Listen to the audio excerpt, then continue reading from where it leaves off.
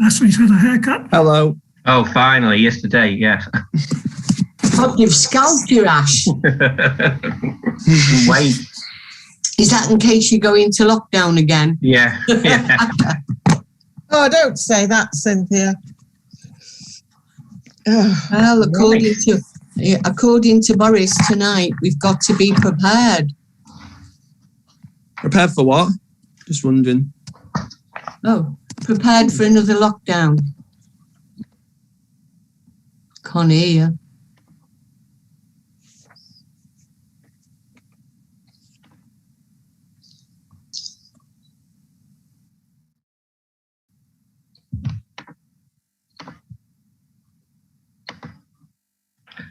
Okay, do you want to unmute yourselves, councillors, Yes. and then we can begin the I meeting? have.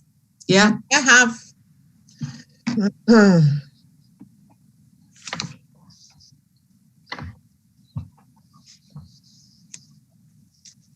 Hello? Hello? Hello. Can you hear me now? Yes. Roger Small is having difficulty getting into the meeting, Ashley. Oh. I'll resend him the link. And Okay. he's representing Friends of Handforth Station this evening, isn't he? Yes, he is. Yes, yeah. Yeah. Yeah, actually, I had trouble getting in on the link you sent me as well, but I put it onto calendar and it came up on okay on that. That's strange. Yeah. So he needs to probably put new event, add new event, and then go to the calendar.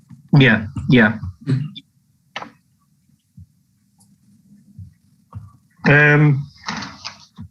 Well, we're past 6:30, so would you like to start, Brian, as Vice Chair?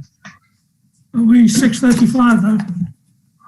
Oh, sorry, yeah, you went 6:30. It's gone 6:35 even. Okay, so I'll declare the meeting open. This is a meeting of the Finance Committee of Handforth Parish Council. We have councillors Sampson and Moore here, I can see. Do we have apologies from anybody else? No, I haven't had any apologies for anyone else, no. Neither have I.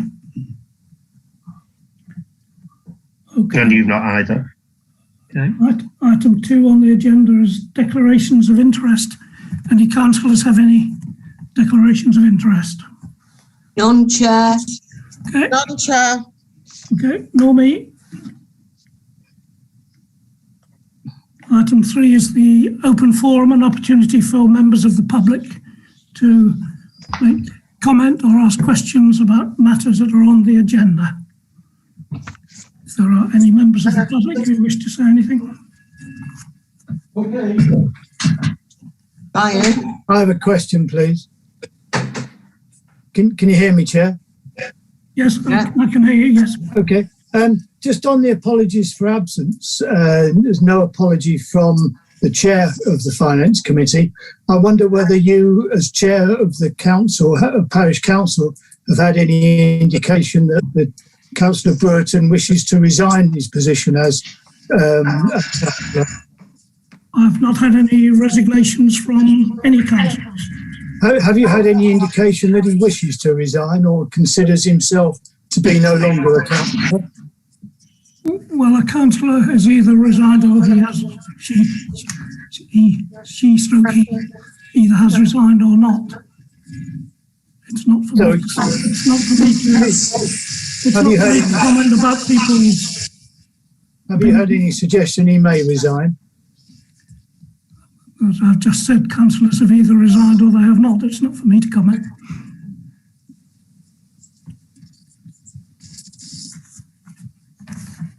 Okay, I wonder whether that's true. Well, it's not for me to comment.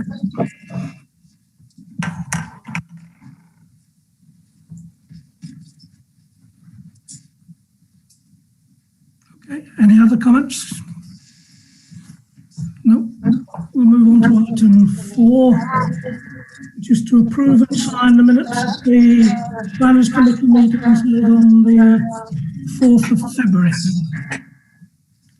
Any councillors got any comments on the minutes of the 4th of February? None, Chair. None from me, Chair. Okay, none from me. Ashley, that's just straightforward. Unanimous approval. I don't think we even need to vote on that. Yes, can I have a proposal and a seconder, please? Do we I'll need that? propose. I'll second. Okay, all in favour? In favour. All favour? In favour. All in favour. Unanimous, thank you. Okay, item 5, recommendation for expenditure. There's none there under item. No. You've missed one. Any There's other a finance. recommendations? None? No. Brian, you've missed an item. It's to approve and sign the minutes of the meeting on the 16th of March. I don't have that. I've got 4th of February. We're on 2109 is the agenda reference number. Mine only goes down to 2107. Have you got the right agenda up, Brian? What date does it say on the front of your agenda? Finance Committee meeting for the... Oh, blimey. 16th of March. Yeah, you've got the wrong one up. Shall I read it out to you? Yes, please. Where the hell? 21095 to approve and sign the minutes of Handforth Parish Council Finance Committee meeting held on the 16th of March. If you haven't got it in front of you, Brian, have you seen it before? Because looking through the minutes, everything that was under there was resolved unanimously. There was nobody voted against.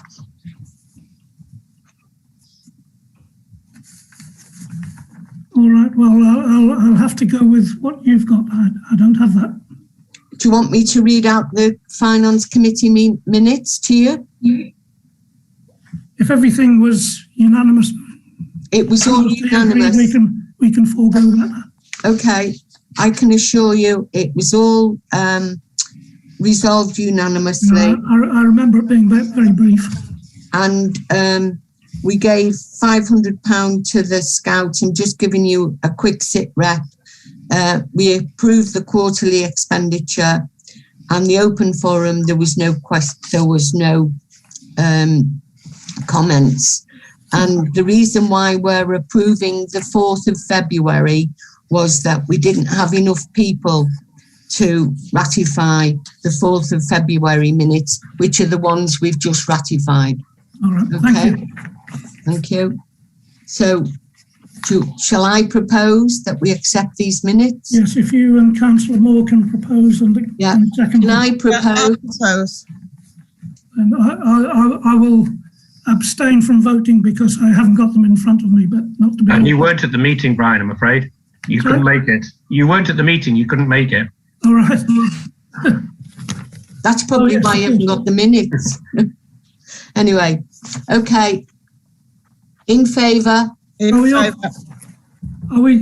Is it okay for us to approve them, Ashley, in terms of court? It is actually, even 2 in favour, 1 abstention is still a motion that's carried. Right. Thank you. Okay, is there anything else on the agenda that you have? I've got 21096 recommendations for expenditure. To retrospectively approve the following items, there were none. To consider any other recommendation requests, none. So can we pass over that one? Yeah. And then we go to 21097 to approve the quarterly income and expenditure accounts for Q4 2021.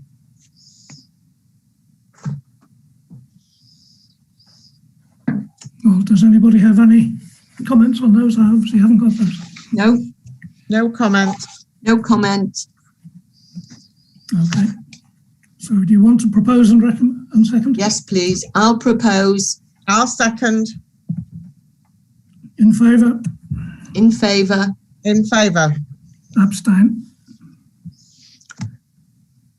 The next one is 21098, report from relevant councillor regarding internal controls for Q4 2021. Ashley, who came in to do the quarter? Councillor Moore. Okay, thank you. Well, in that case, I, myself and Councillor Smith did the relevant internal controls, everything checked out. There was nothing out of order and they were all signed off and approved. Do you want to do a proposal, Sue?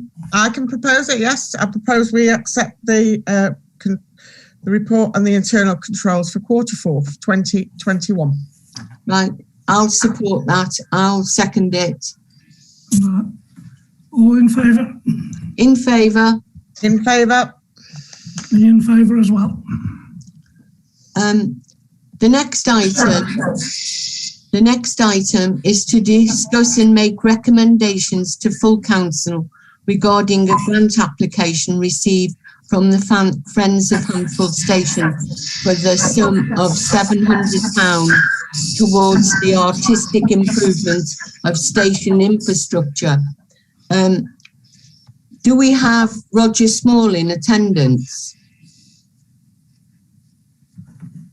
I think he has joined the meeting. I'll have to go and have a look for him. Okay. As I'm the grant facilitator, along with Councillor Bratherton, I emailed Councillor Bratherton when I got receipt of this grant application and asked if we could meet either social distancing or if he could send his comments to me. I didn't get a response at all to my email, so I went ahead and discussed the grant application, as I'm allowed to, with Roger Small, who had produced the grant. So if Roger wants to make a comment on it before I respond. Okay. Can everybody hear me? Yes, thank you. So this grant application is submitted on behalf of the Friends of Handforth Station. Now, Handforth Station is in a very interesting situation at the present time. Firstly, we're coming up to the 25th anniversary of the foundation of the Friends of Handforth Station. We're coming up to, in 2022, the 180th anniversary of the line which passes through the station. And on top of that, and I've forgotten what I was going to say now, on top of that, well, I'll perhaps come back to that. Roger, can I just ask you to discuss the grant application, please? Well, I thought that's what I was doing. Yeah, because the first thing which will have struck the committee is that we've asked for a sum of £700, which is £200 over the present limit. And we confessed in the grant application that we realise that the limit is normally £500, but in the special circumstances of the station at the present time, we hope that the grants committee would approve that increase in the amount awarded. What we want to do is to carry on with the work of achieving access for all. The station is currently being surveyed. It's being investigated with borehole drilling and so on, ready for the installation of the lifts in 2022. And when the lifts are installed, they will be bare concrete structures. They will need safety fencing to prevent passengers emerging from the lifts or going towards the lifts at platform level from venturing onto the tracks underneath the ticket office area. So there will be safety fencing there. And the installation of the lifts will mean that the present Millennium screen will have to be moved down to platform level, and we plan to put it on one of the new safety fences which will appear there. Now, the committee have decided that they would like to make a matching screen, artistic screen, to celebrate not only the 25th anniversary of the Friends of Handforth Station, but also the process of access for all. And should we raise the necessary funds to produce this second screen, it would be mounted on the safety fencing on the opposite platform. Now we applied to second screen.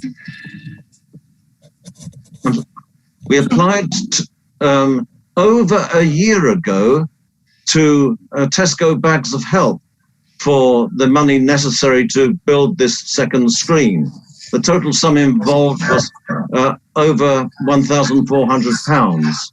And after a year, Tesco Bags of Help granted us £1,000. So part of the present grant application to the Parish Council is to ask for the balance, i.e. £400 to enable that screen to be made. On top of that, we would like several £100s to produce some posters and banners to celebrate the 25th anniversary of the Friends of Handforth Station. So £400 to complete the construction of this second artistic screen, made of stainless steel, and several £100s to print some rather robust posters to celebrate the 25th anniversary of the Friends. So that, in summary, is the basis of the present grant application. Thank you, Roger. Chair. Roger, can I ask how big that screen is that you're talking about, the second screen? It's planned to be of the same size as the existing Millennium screen. The existing Millennium screen has been admired by all and sundry, and it will be nice when that screen has to be moved down to platform level to have a secondary screen on the opposite platform. Okay, thank you. Can I just ask Ashley? Well, in fact, if I can ask all of the people who are on Zoom, one or two or three of you have got some other noise coming in, like from a television perhaps, and that's causing the visible screens to move about quite a bit. I don't know if you could please see if you can switch off whatever it is. Thank you. Chair, can I respond, or does Councillor Moore want to respond before I give my response?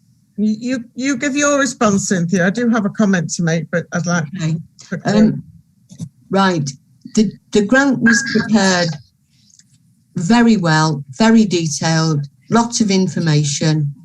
And if the grant was as good as the front of the station, it would be admirable. The front of the station is shabby and unkept. And I think that this £700 for a cosmetic steel whatever could be better spent on the front of the station, making it more appealing. If you go down the stairs, we've got all these signs of all different stations, which is fine. But there's a great big bear path that has been dug out by Network Rail. Now, why can't that be planted up by bushes? I don't feel that this grant is very appealing to me because the front of the station is in much disarray. Thank you. May I respond to some of those criticisms? Yeah. Firstly, during the pandemic, the COVID pandemic, Northern Rail have severely restricted the ability of the Friends of Handforth Station to work on the station in any area of the station. And so it's not surprising that some of the planters and so on the station forecourt have been rather poorly tended because of the present circumstances. And as regards the bare patches down at the at platform level, of course, they have been cleared as part of the lift installation process. When the lifts go in, they will have to construct paths from the lift entrances towards the waiting shelters on the platforms. Roger, can you just stop a minute? Ashley, there's somebody called Greg that's accusing me of stealing council funds. Can you please evict him? They're not on this Zoom meeting, I'm afraid, Sin. Well, yes, they are. They are. I can see it from here. Where? Oh, yeah, I can see it. Sorry. Thank you. Sorry, Roger. Some people don't know how to conduct themselves, unfortunately. No, that's true. Can I just... I fully understand where you're coming from, Roger, but I do feel, my personal opinion is that the money could be better spent now that the pandemic is over, tidying up the front, getting yourself a decent notice board celebrating 25 years. Because to be honest, having an artistry in iron, how many people are going to see it? You can't see it from the front. It's down on the platform. Everybody that embarks on a train or disembarks from a train will have to walk past it. Really? Yeah. Okay. Well, that's my opinion. Thank you. As regards to bare areas, of course, the bare areas have been cleared in preparation for the lift installation. When the lifts go in, they will construct paths from the lift entrances towards the waiting shelters, and the land on to either side of those paths will be landscaped and planted. But of course, we can't do that until the lifts are in place and the final alignment of the paths has been arranged. I appreciate that, Roger, but the front of the station looks extremely shabby and unkept, and it has for quite a while. Can I just come in there? I think Councillor Sampson does have a point, and whilst I generally support all the things that the Handforth Station do, because you all work very hard, give of your time freely, I would like to see some of that money go to tidying up those planters. I'd be happy to come and help do those planters myself, but I did think they do look rather shabby. I wondered whether a coat of paint might help. I don't think a huge amount of money needs to be spent. I think what needs to be done is it needs to be brightened up. That's what needs to happen. It's wonderful when you get past there, but at that point, it looks dull and dismal. Okay. Is the thinking that the grant shouldn't be paid because the front of the station looks... Ashley, can you take them out, please? Because apparently I've stolen £10,000 from Brian Tolver. Please. Thank you. And Sam Brunt is sitting there just laughing, thinking it's funny. Can you please take him away? We want proper people who are concerned for this parish council, not people to sit there and think it's highly amusing. Or make accusations that are totally unjustified. Exactly. Oh, Councillor Sampson and what? Are you saying that you're not in favour of the grant? No, I'm not in favour of this grant. What I would say is they take this grant away, resubmit a new one to tidy up the front of the station. And I would willingly support that. Councillor Moore, your I would support the grant if they would promise to use some of the money to tidy the front. As I said, it's not going to need very much. Well, can I take it we don't have a proposer to support the grant application as it stands? Well, I'm not prepared to propose it in its current state. Councillor Moore, same for you? Well, no, I will propose it. If you will second it, but that's up to you, isn't it, Councillor Tolver? Well, I'm not quite sure. You want to propose it as it stands despite your criticisms? Is that what you're saying? I just want to... What I'd like to propose is, I'd make an amendment to it that they do something about the front of the station. Well, I would propose, therefore, that we should defer it and give them an opportunity to rethink and resubmit. Is how I would... Okay, I agree with that. I agree with that, Chair. Yep. Okay, all in favour of that proposal? In favour. In favour. Is that all right, Ashley? That's fine, yes. Defer it and expect a new grant application. Before we move on, I just want to say that Roger Small did a brilliant job in preparing the grant application. I think he worked extremely hard on it, and I congratulate him on giving such factual information. Thank you. Agree. Thank you, Cynthia. Okay, Cynthia, you're the one with the agenda in front of you. The next one is 210910 to discuss and make recommendations to full council regarding a grant application received from the Bare Necessities Toiletry Bank for the sum of £500 for the purchasing of dental toiletries to supplement items donated for their dental hygiene campaign, Give a Smile. Okay. Did anybody speak with the applicant directly? Unfortunately, I did email, but I didn't get a response. The applicant is here. However, there is a lady here that is prepared to speak to us. Hello, good evening. Cynthia, I'm sorry I didn't get a response. Which email did you use? It was Wendy. At bntory.org?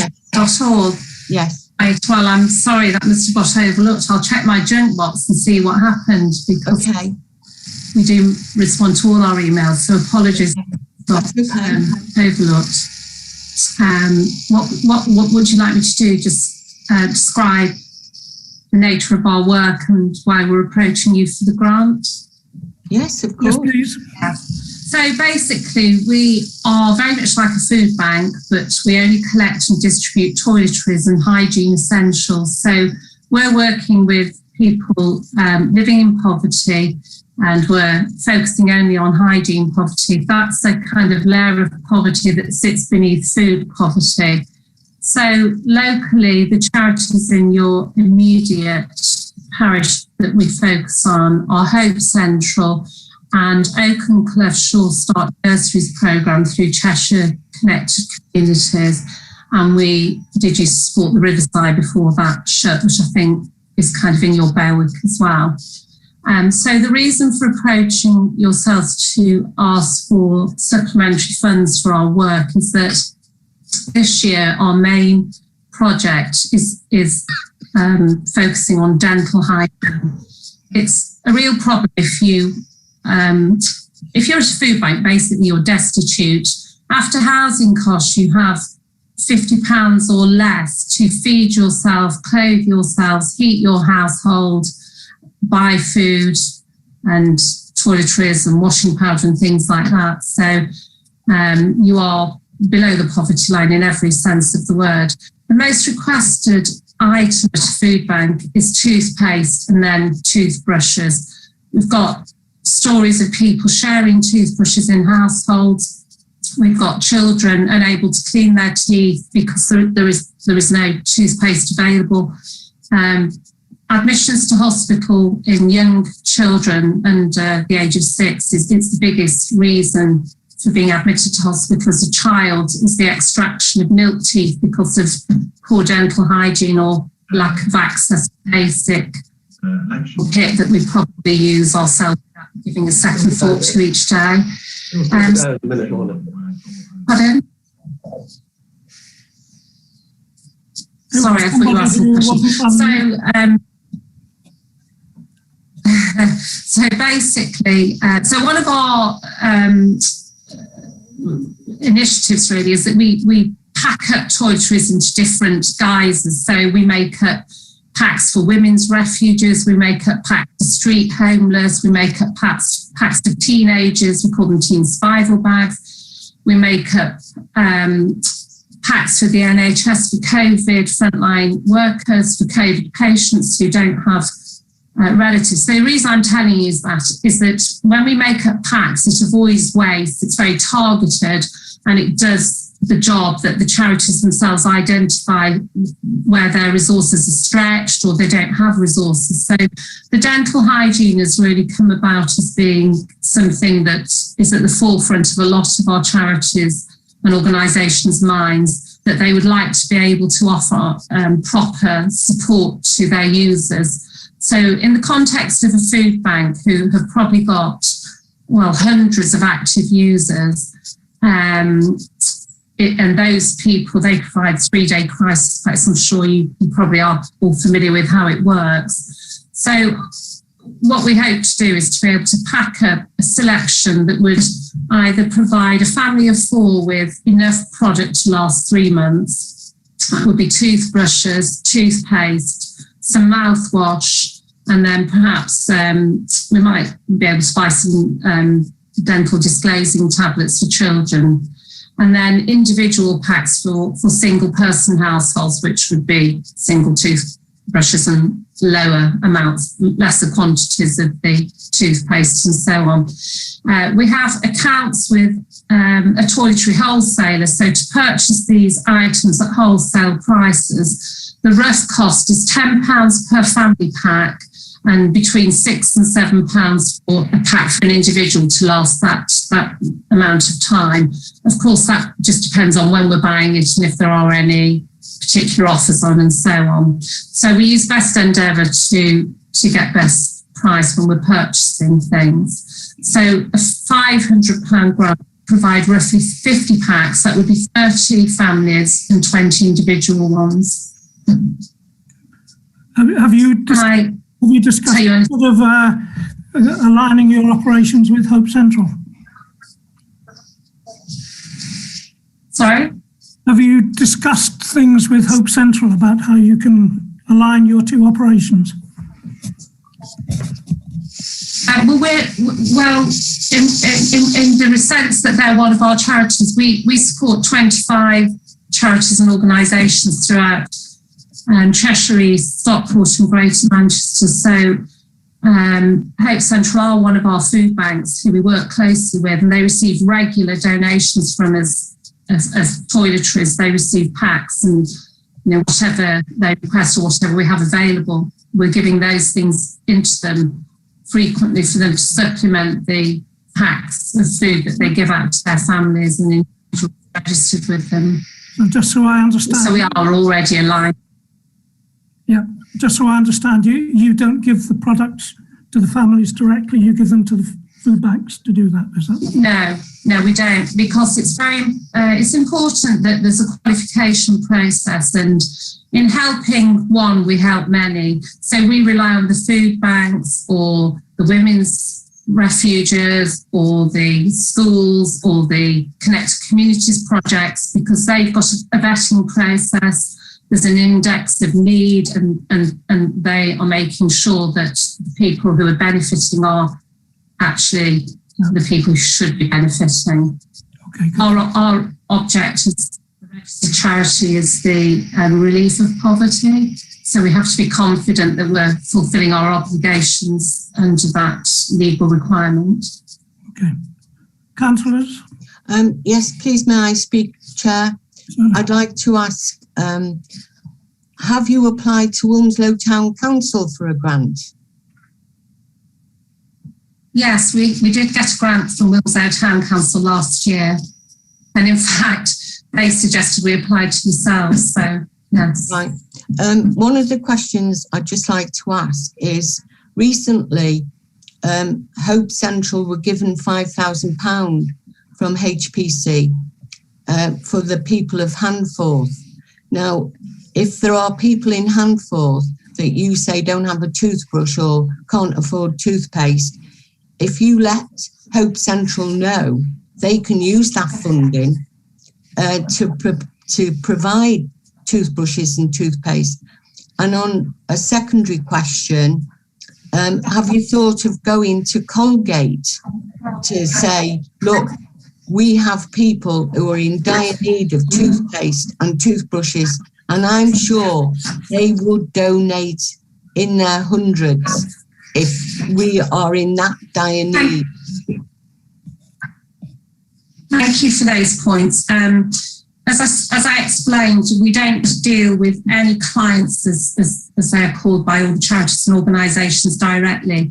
We're a small organisation with a board of 6 trustees and a few volunteers. It would be impossible for us to liaise, contact individuals. So I cannot tell you how many people in Don't Touch have access to their own toothbrush, or, you know, if they're sharing toothbrushes. But what I can tell you, that anybody at Hope Central on the index of deprivation is destitute, as I explained to you, below median household income and relying on less than £50 a month for a week for all of those things I outlined. So it is a fair assumption to think that a lot of those people will be struggling. And because we don't have a steady throughput all the time, it's hard for them to make the decisions about who gets what.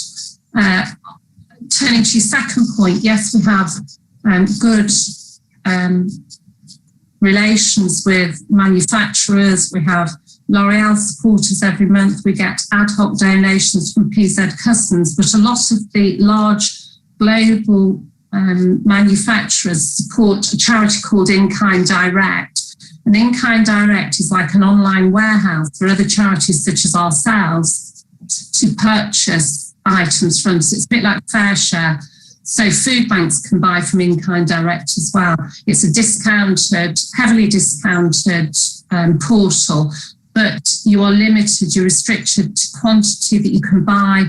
And also, you know, it might be, they might have toothbrushes this week, but not next week. There's no continuity of supply. So it's very difficult if you're trying to fulfill an obligation where you're looking for volume of particular things to offer something out on the scale that we're trying to do it. Chair, could I respond? I've just got 2 more questions and then I'll... one of the questions I'd like to ask is, obviously, we have to be aware that any grants we give benefit Handforth community. Can you assure us that if this grant is granted, that only Handforth community will benefit?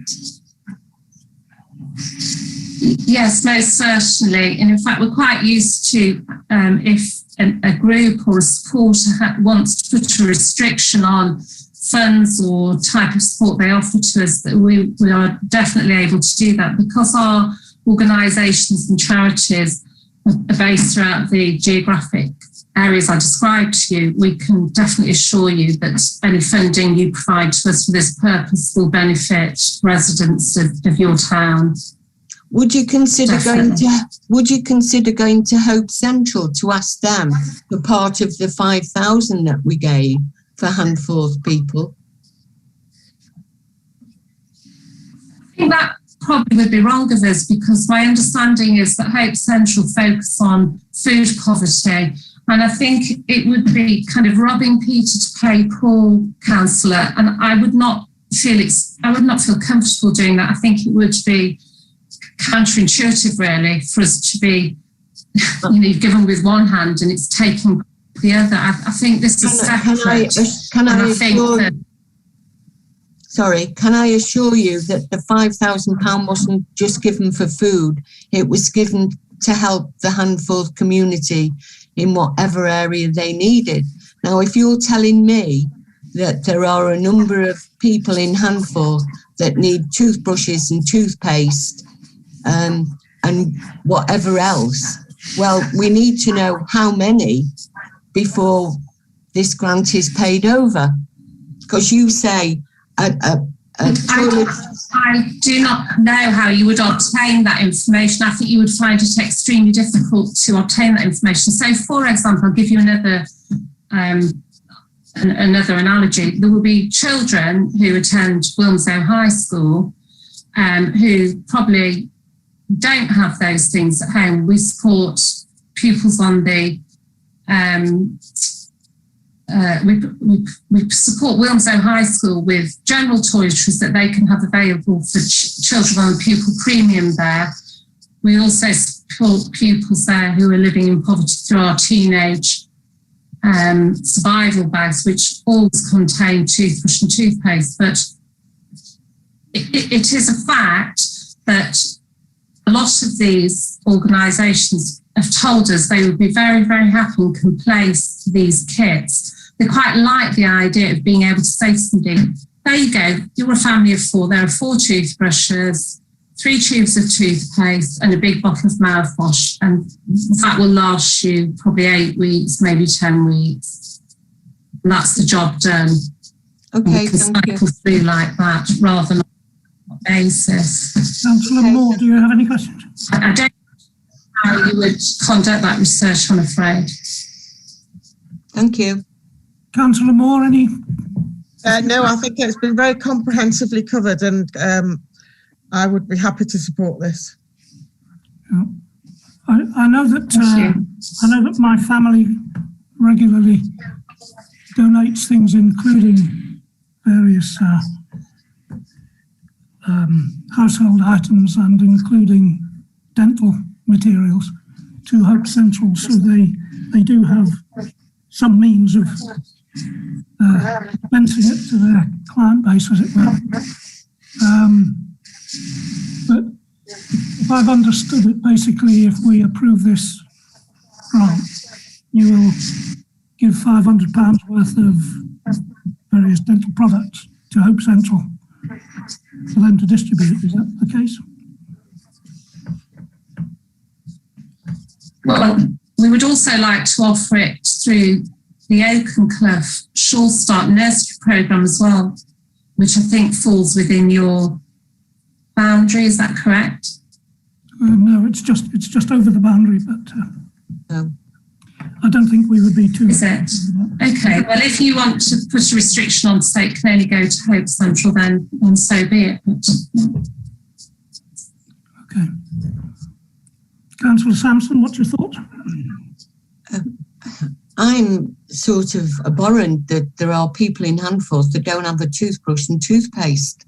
I know I regularly donate to Hope Central, and I've not known them ask for these toiletries. However, we did give £5,000, and I wondered whether we should contact Hope Central and tell them that £500 of the 5,000 we gave is to go towards toiletries for people in Handforth who don't have a toothbrush and toothpaste. I mean, that's my thought. Sorry, can I just... Please, may I just respond? I would urge you not to do that, Councillor. I would really urge you not to do that. We've been going for 3 years, and one of the reasons we exist is because nobody should have to choose between eating or keeping themselves or their family clean. And okay, I hear what you say, that you've given £5,000 to Hope Central for the benefit of the Handforth community. But I think if you put a stipulation on them like that, that's what we do. We give them toiletries. We did tell. We give them toiletries. We did tell Hope Central that the 5k could only be spent on Handforth residents. Yes, I'm sure. Our job, our mandate is that we are supplementing all of the charities and organisations we work with, allowing them to offer something extra. You know, I kind of, we would totally regret having made this application if that is going to disadvantage them in that way. I feel I wouldn't want them it to seems completely. I wouldn't want them to be disadvantaged. I think it would be damaging. I think it would look as though we had come here and somehow undermine their whatever it is they're doing. We are here to focus wholly on hygiene, poverty, and the fact of the matter is, you know, I don't know how often you donate and what you donate, but I can tell you that we purchased, we are spending hundreds of pounds a month on toiletries on top of what we're donated. We have collection bins in lots of major supermarkets, including Waitrose, Sainsbury's, Sainsbury's in Macclesfield, Sainsbury's just going into Cheadle, Tesco, Superdrug. We've got the WI collection for us. And as fast as the toiletries come in, they are going out. There is a huge need. People, you know, cleaning their children themselves with cheap washing up liquid, washing their clothes themselves, their pots with it. There is Chairman, big demand for toiletries. We move on and decide whether we're going to have a vote for it or not. I don't think there's much else than anybody can say, to be honest. Well, unless we spoke to Hope Central to find out what they're doing. Speak to, sorry, who? Hope Central. I'm sorry, I'm against that. We gave £5,000 to Hope Central. I don't think it should come with strings attached. We've got something here, apart from the fact it needs to be used for Handforth, fair enough. But we've got a request here for something which is needed desperately by people of Handforth, and I don't understand why we're not putting it forward. I understand we have to do due diligence. I know that, but I really just do think that this is a very laudable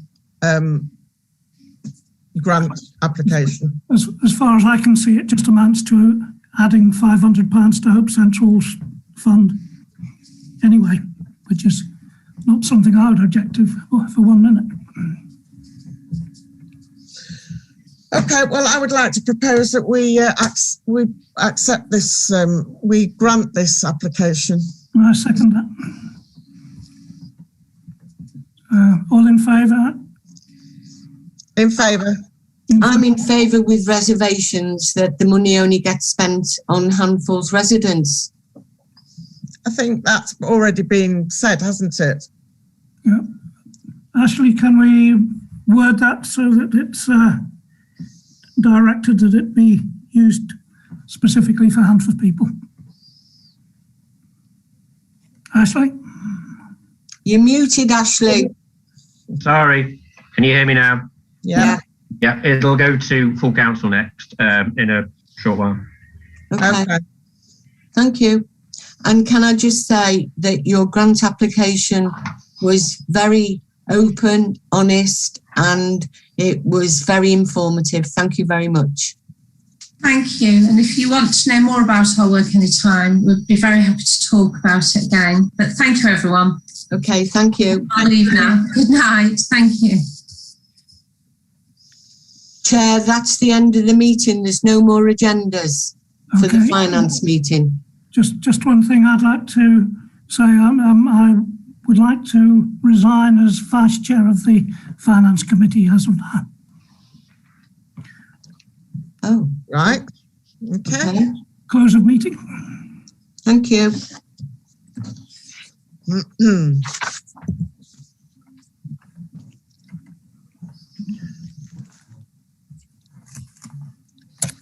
It's over time, so are we going straight on to the planning and environment? Yes, is Ashley fit and ready? And yes, go for it. Go for it. Might take a short break before the main meeting, though, eh? Okay. Well, depends how it goes, doesn't it? Yeah. Crikey, it took us a long time. Do people have just one connection for the whole of the meetings? Yes. Yes, because there's that many people wanting connections, everybody have to disconnect, reconnect. It'd be. So they will have joined already if they wanted. Yes, to. yeah. Okay. Right, everybody, that means that we're now about to start the Planning and Environment Committee meeting, which I hope I've got correct minutes for, agendas for, I should say. Item 1, apologies for absence. I haven't had any myself. No, I've not received any apologies for absence either. Okay. Number 2, declarations of interest from any councillors. None. None from me, Chair. None. Me. Oh, there you are, John.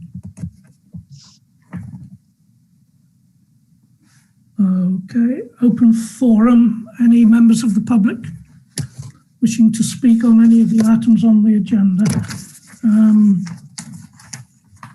Just make sure I've got the right. Sorry, I'm looking at the wrong pieces of paper.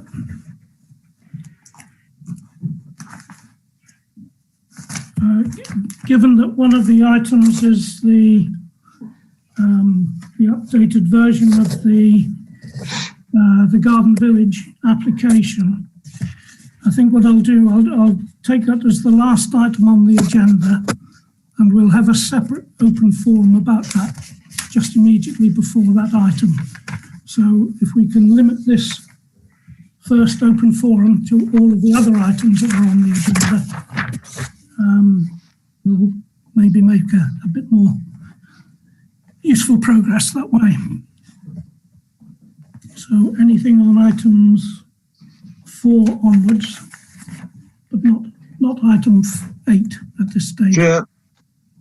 Chair, may I speak on agenda item 5? Yes. Which relates to the Grange. Yeah. 5 and 6 are both the Grange. I think there's a problem with 6. It relates to a planning application for another village somewhere. Oh, God. Anyway, if I may address the application 211399M, the Grange is one of Handforth's Grade 2 listed buildings. It comprises a complex of several buildings set in extensive and beautiful grounds, complete with a small lake. The owners are proposing to demolish a conservatory on the eastern side of the building and to replace it with a single-storey extension. Alterations to the swimming pool house and garage are proposed, together with the construction of a garden room elsewhere in the grounds. No alterations to trees or hedges are proposed, so my comments will be limited to the proposed extension to the Grade 2 listed building. The application claims that the views to and from the existing building are unharmed by the proposal. However, it seems to me that the side extension destroys the symmetry of the front elevation of the building. Furthermore, the extension is of very modern design and seems out of character with the main body of the house. And this is particularly apparent if you look at the eastern aspect of the whole building. I found the diagrams in this application very difficult to follow, and I would just like to comment that it would have been nice to have photographs to understand a lot of the drawings. Thank you, Chair. Thank you, guys. I agree with that comment about the proposed extension. That does look a bit brutalistic, doesn't it? But I understand, Chair, that it's in keeping with the listed building consent, otherwise they wouldn't allow it. Well, we don't know yet whether the consent... Well, I thought you had to apply for listed building consent before you actually built. No, that's simultaneous. Oh.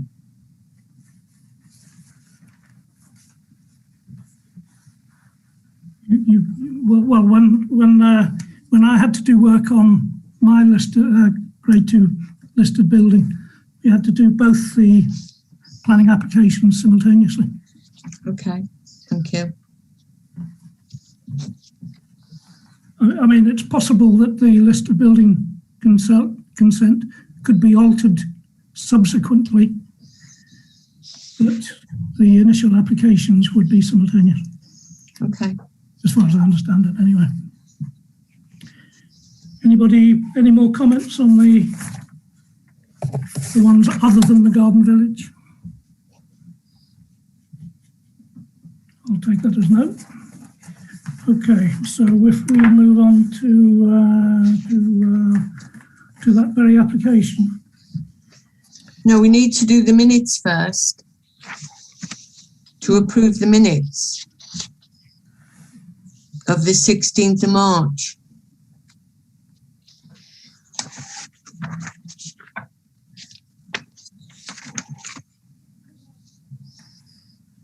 I don't have that on the agenda.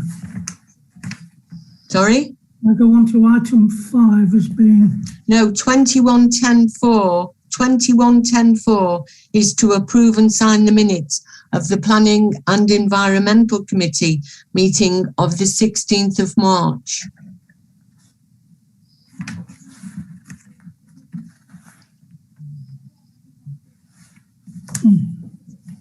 That hasn't printed on my stuff, but let's take it anyway. I've got 21, yeah, I haven't got 21.10.4. Hasn't printed out. Right. Basically, the minutes were all resolved unanimously, and there was no objections. Okay. Anybody got any comments at all?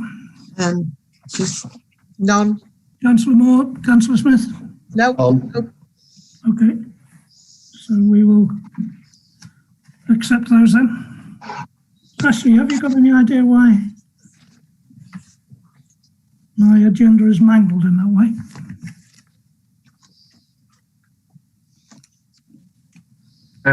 No idea at all. I've just printed mine up before and it's come out fine. Is it just a gap on there for some strange reason?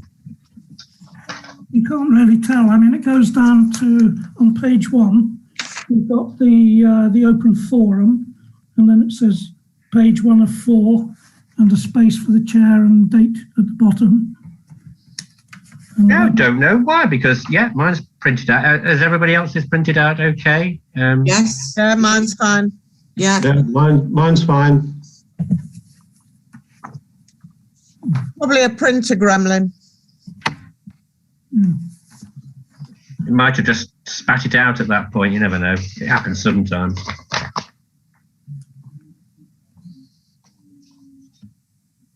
Because you've got all the applications on the next page, haven't you? I'll then go on to planning application 210621.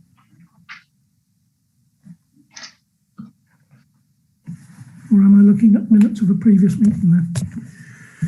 You're looking at the previous meeting. 21.10.5, which is the planning application 21.1399M for the Grange.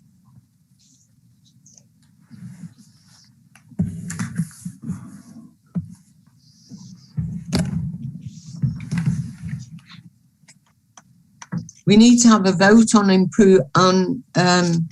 agreeing the minutes of the meeting of the 16th of March. Yeah, just give me a minute.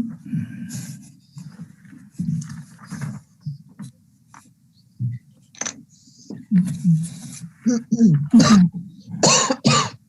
So, proposer for those minutes then? Sorry? Proposer for those minutes? I'll propose. I'll second. While I get water. In favour, I take it? In favour. In favour. Sorry, excuse me.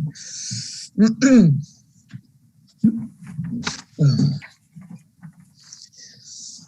right, I've then gone on. I've then got item 5 at the top of the second page. Is that? Yeah. Yeah. Planning application 21 1399M, that's the extension at the Grange. Can I make a comment on this one, please, Chair? Please do. I quite agree with your earlier comment. I looked at these plans, and actually with Roger Small's comment, they are rather difficult to envisage. It is a Grade 2 listed building, and that extension looks very futuristic to me and does not blend in with the Grade 2 listing, the building as it stands. I am not at all in favour of it as it stands. I think it detracts from the whole building itself. It doesn't fit somehow. I don't know. It doesn't look right. I don't think it's right on a Grade 2 listed building. It should be not the way it designed, in a different way for a Grade 2 listed building. It's not for me. I think it's wrong. Not necessarily the fact that they want to knock it down, it's the actual plan. It doesn't fit the building. I think as far as technicalities is concerned, we can't comment on the extension not being appropriate because it's Grade 2 listed, but because it's out of character. Right, okay. Well, I'll take your advice on that one, but yes, it is out of character. Yeah.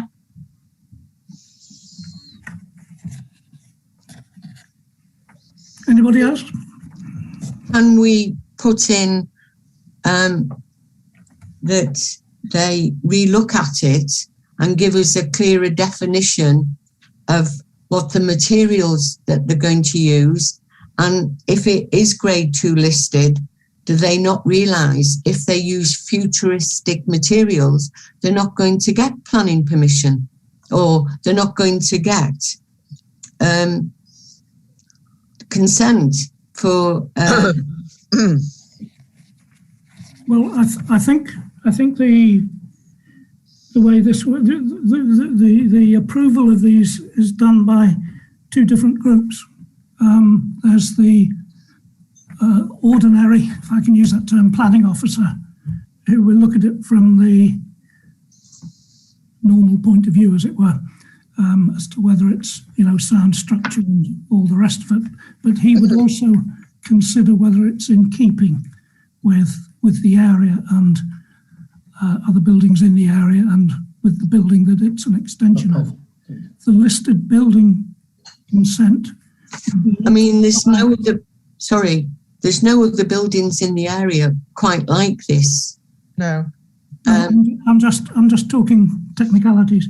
Oh, right. That's okay. What he'll consider as the area, but that will include the building that it's attached to, of course, the Grange. The listed building consent will only be concerned, the officer dealing with listed building consent will only be concerned if it in some way impacts on the listed building. In other words, we're just changing historical structure and the likes. Now, being attached to it, they might consider that to be an issue or not. Okay. But it's two different officers. So I think we're able to say that we think that the proposed extension is out of character with the main building. Okay.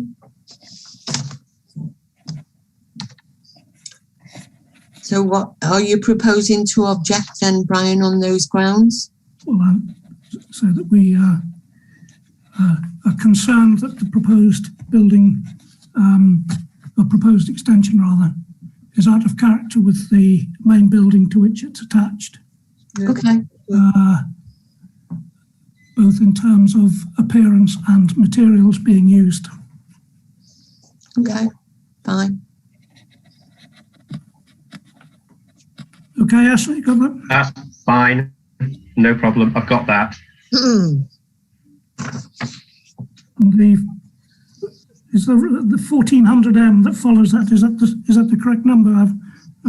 That's what I got sent. Yeah. I couldn't find that on the planning, Ashley. How strange. Let me just have a double check. Because it came through simultaneously.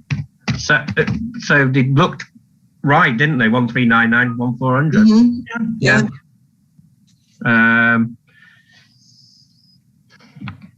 Can I ask? Yes. Yes. Are we going to have a vote?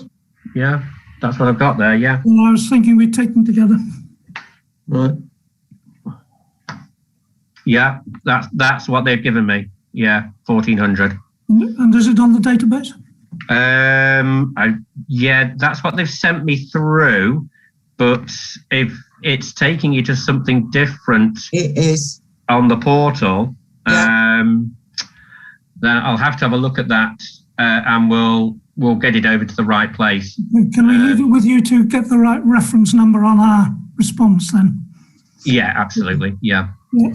So if we can approve the wording that I've just said and make those be applicable to the main application and the listed building consent that it refers to. Mm-hmm. And then Ashley can tweak the wording when he's been able to clear up the numbers. So, Chair, are you proposing that? Yes, I'll propose that. Okay. Seconder. Yes, second. All in favour? In favour. In favour. In favour. Okay, that's unanimous. Okay, go on to item 7 then. Planning application 211566M, a single storey rear extension to 15 Willow Drive. It's in keeping with the other residents. I don't have a problem with it at all. Same as. I have no problem with it either. No, nor me. Have a proposer to support it? I'll propose. I'll second. All in favour? In favour. In favour. In favour. Thank you. Right, we're skipping to item 9 for now. 8. Oh, sorry, yeah, okay. Skipping to 9 and come back to 8. Planning application 211716M, a single storey rear extension to replace existing conservatory, 147 Wilmslow Road. Anybody got comments? No problem from me. Just as it's replacing an existing, yeah, it's obviously an improvement and in keeping with the rest of them on that part of the road. Mm-hmm. Councillor Moore. I concur with that. It's in keeping with the same kind of extensions around the place, so I have no issues. Propose that we support it. Yeah, I propose. Second. I'll second. Thank you. All in favour? In favour. In favour. In favour. Okay, unanimous. Item 10. Planning application 211812M, double story side and single story rear extension at 4 Marina Close. I feel it's in keeping with extensions in the area. I have no problem with it. What? I have no problem with it, Chair. Okay. Similar. Smith? Same. Okay. Propose we support it. I'll propose it. Second. Thank you. All in favour? In favour. In favour. In favour. All in favour. Right. Item 11. Application 211821M, single story extension to the side and part of the rear, 4 Hope Avenue.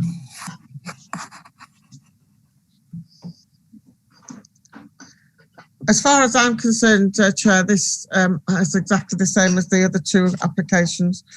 It's similar to other things that have been done. I agree. Okay. Councillor Smith? You're muted, John. Oh, John. Has that worked? Yeah, there you go. That's it. Yeah, in agreement. Okay, everybody's in agreement, I think. So propose to support. I'll propose. I'll second. Thank you. All in favour?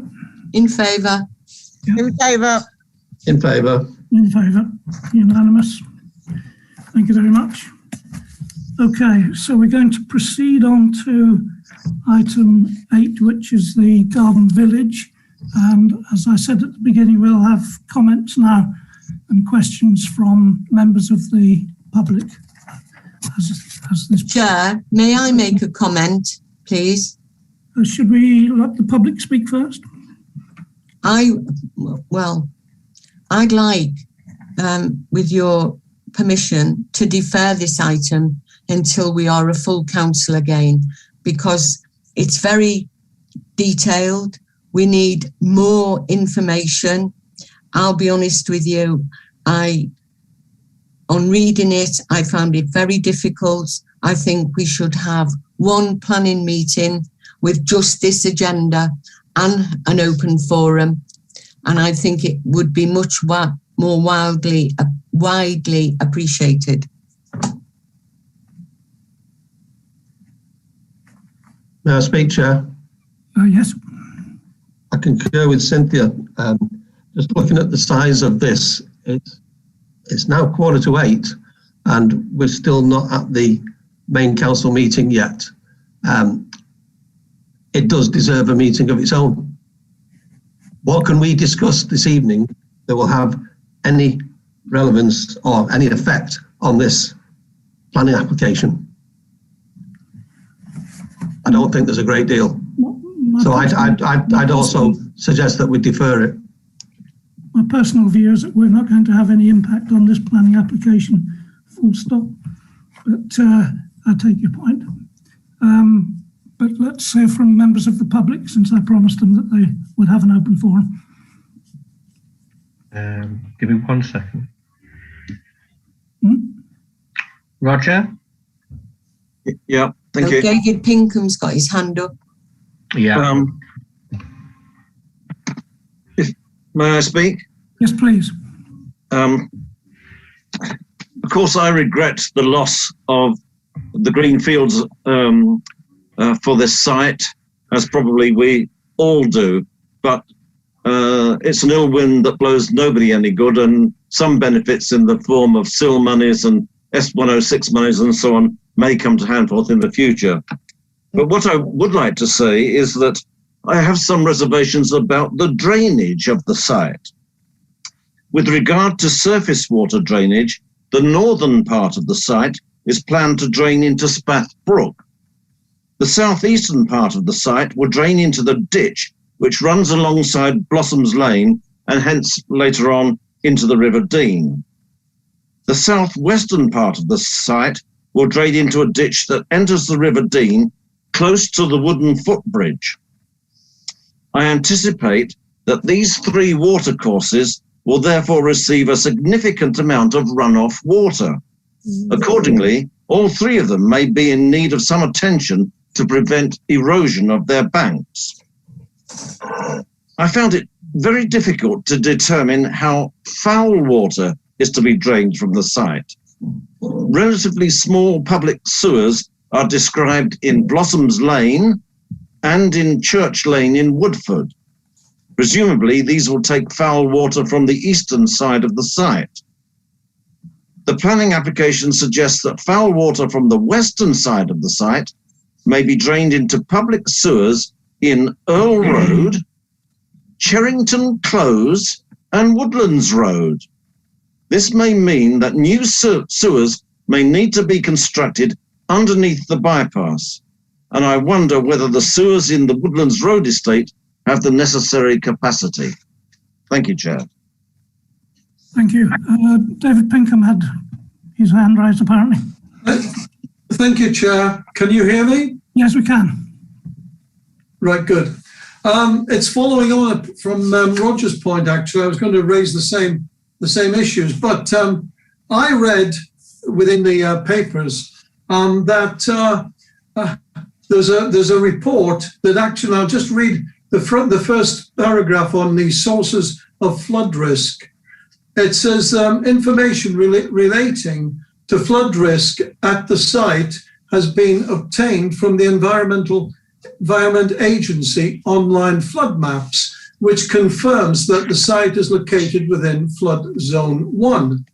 The development proposal is compatible with the flood zone within which it is located. The risk of flooding from rivers or seas, I don't know where they get the seas from, is therefore considered low. All I'd like to say is that every development so far in and around Handforth, including the 555, has been subject to flooding. Now, why would this site be of low risk? It's going to, the water has to go somewhere. We have limited streams and rivers going down to the Bollen. So I would imagine that in due time, if this when all of the buildings are built on the new garden village, we are going to be prone to flooding in this area. And I think there should be another relook at the extent of flooding, because they should take into account the other sites around here that have been now developed where they're starting to have problems. And that would be the comments I would make at this stage. Thank you, David. Any other member of the public?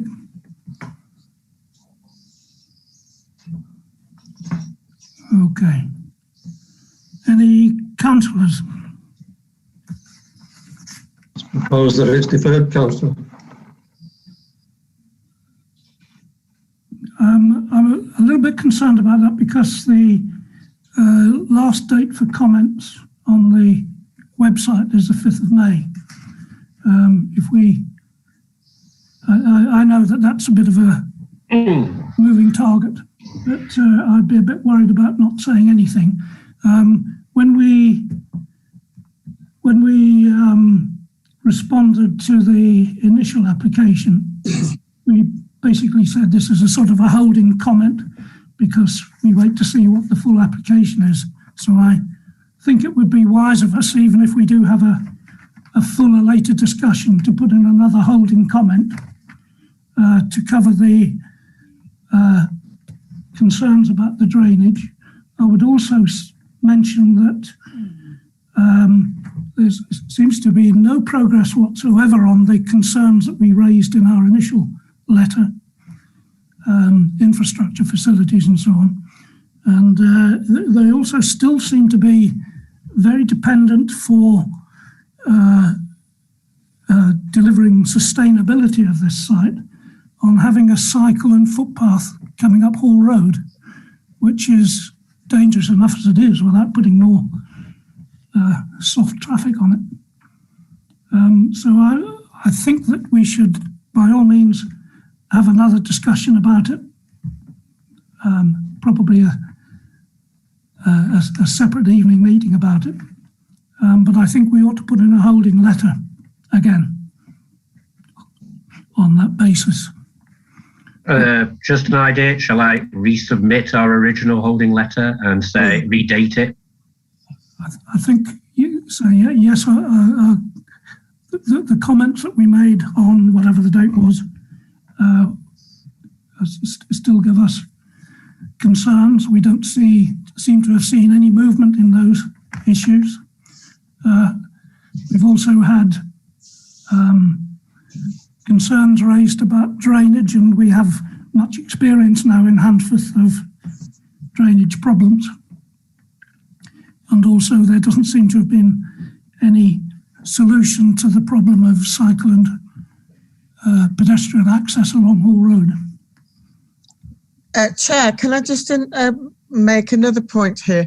There's also the aspect of flooding. We've had flooding here where we are on Old Hall Crescent, and my next door neighbour had flooding on the main road there. But we've also got problems with the talking about the drainage and the foul water drainage, we had leakage yet again into the River Dean because the foul water channels had not been cleaned, and I don't know that they have been cleaned. And very recently, we had this leakage into the river, and I can't see that any of this is going to help at all unless they look at the whole thing as one package. And they have not taken into account, as you say, what we've said in our first item, the first response that we made. And if you read all those responses, we're all saying the same thing, but nobody's coming up with any answers. Yeah, that's right.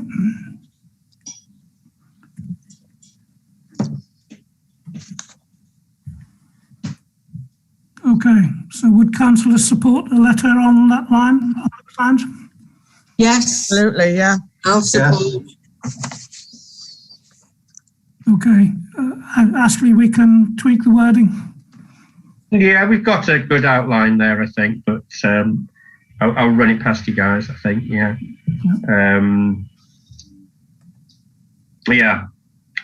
But I think... as before, but also really worried about the drainage and concerned about the pedestrian and cycle access. Yes, along Hall Road. Yeah, no, that's absolutely fine. But defer it as well to a later meeting for fuller discussion. Yes, we'll have a separate meeting about it. Okay.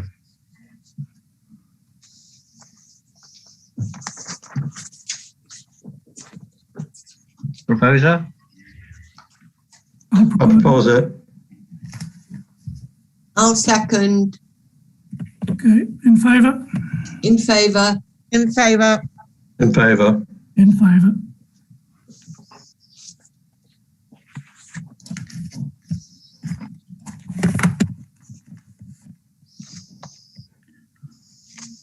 Okay.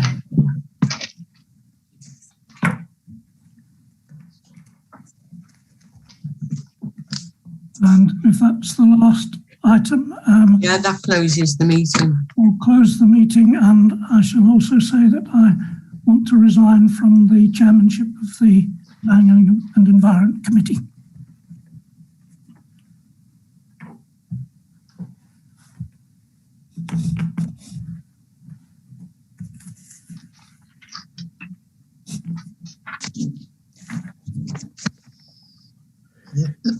Ashley, yeah. Are we having a comfort break before you start HPC full council? Does anyone mind having like 5 minutes and we come back at 8 and reconvene? That's fine. I'll pause recording.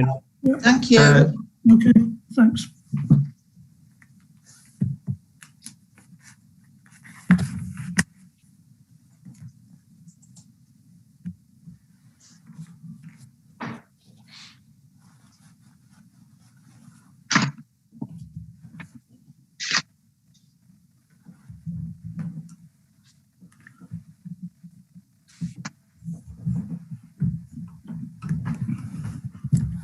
Don't say anything rude, Roger. You're on screen. I shall mute myself.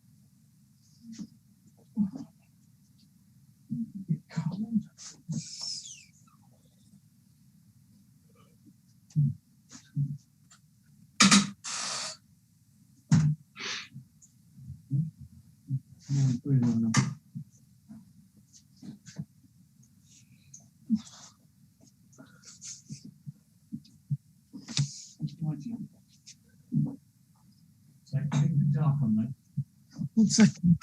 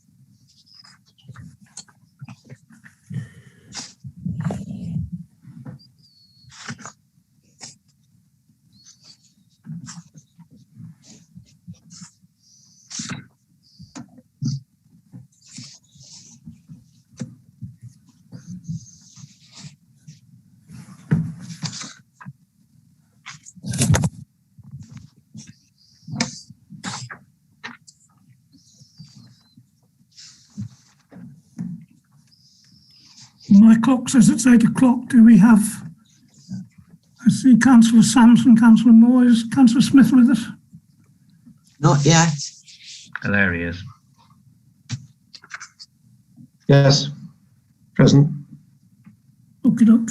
So it's 8 o'clock according to me. 2002. Okay, so this is I'm opening the meeting of Handforth Parish Council. This is the full council meeting. Agenda 21/11.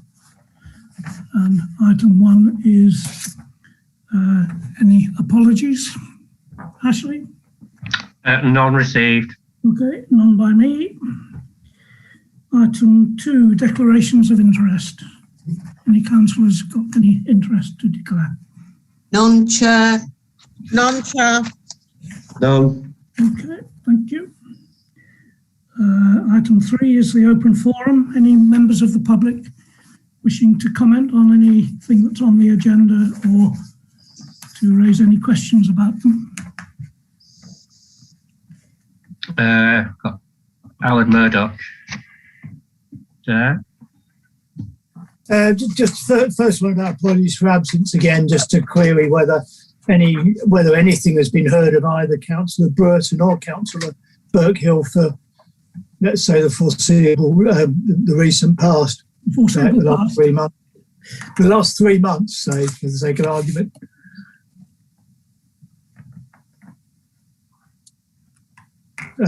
Chair, has there been any indication of their intentions? They haven't done anything for 3 months. Does that require an explanation? Nope. That's acceptable, is it?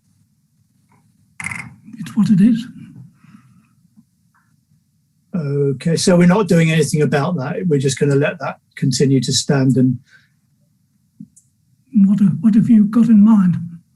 that you as chair should take some responsibility to restore the complement of the council by encouraging those people to do what they said they would do when they stood for election, or to resign and let other people do it. Well, as I wrote to you some weeks ago, I have absolutely no power over other councillors. Other than you have power of persuasion during the course of a meeting. Okay, we'll leave that one then. And could I move on to the questions of the governance review? And could I suggest that until we actually see the governance document or the consultation document, it's a little bit premature for us to be making any representations or decisions about what should be done, because anything that we do or say at the moment could be construed as being premature in the absence of having all the information. And the next meeting would be a very good time to decide how to go about either opposing, in the case of most of us, or approving, in your case, the proposal. Sorry, you don't know what my opinion is about it yet? I know what you said last time. And what you've said in the press. But the point is, I think it'd be premature for us to be making too much of of a representation at this stage, other than perhaps just approving a strategy as to how to deal with the consultation until it's actually released for publication and be able to be seen. That would make a lot of sense to me. Any other members of the public? May I speak, Chair? Yes, please. I would like to be invited to give information as and when necessary about agenda item 8, the governance review. There's quite a lot to be said about how the recent Cheshire East meeting proceeded and how the law relates to governance reviews. But I don't want to read out everything I've got. It will take a long time, but if anybody would like to ask me anything about it, then please feel free to do so at the appropriate time. Thank you, Chair. I don't quite know how we can deal with that, Roger. I mean, how can we ask you questions if we don't know what you've got? Okay, well, I'll start with something fairly simple, and that is what the official Constitution Committee meeting was about on the 6th of April. And the recommendation was that the draft... Roger, just before you continue, is it something you've got that you could circulate to us? A written document? He's already circulated it. Chair, we have this as a motion that we were going to discuss the governance review. So we'd either do it here with Roger now, or... No, I'm asking if he's got a document that he can circulate to us, so that we don't have to discuss it right here and now. What I'd like to say as a starter is that at the recent Cheshire East committee meeting, it was attended by both myself, Ashley and Councillor Smith, and the recommendation which was considered by the committee was to examine the draft proposals and to agree on the report for the purposes of consultation and a 12-week period of consultation, subject to any amendments to reflect the response of Holmes Chapel Parish Council to the pre-consultation survey. At a critical point in the meeting, Councillor Maron suggested an amendment which was adopted by a majority vote. And that amendment reads, where there is a proposal to change a parish name or to alter the parish boundary, Cheshire East will conduct a postal referendum reflecting the request of the town or parish council, and where electors vote for no change, will abide by that result. So I think that's a very significant amendment, and it was adopted, as I said, by a majority vote of councillors.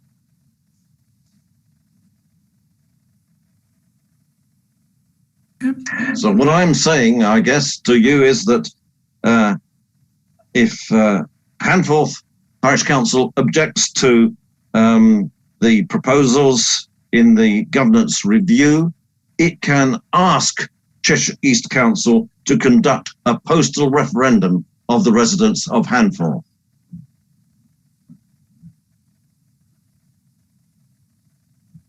Thank you. Anybody else? Alan wants to respond. Yes, could I just go back on that? I agree with Roger, and I think that's a very good thing. The only thing I would say is that in any referendum, you have to be very careful how the question is put, because you can get the answer you want by slanting the question one way or another. So I think if we are going to ask Cheshire East to do a referendum rather than us doing our own, we should ask for us to be able to decide which question is put and how it is put, rather than leave it to them. I agree. Mr. Murdoch? I looked up the. Oops, I've lost my screen. I looked up the results of the 2010 referendum, by the way,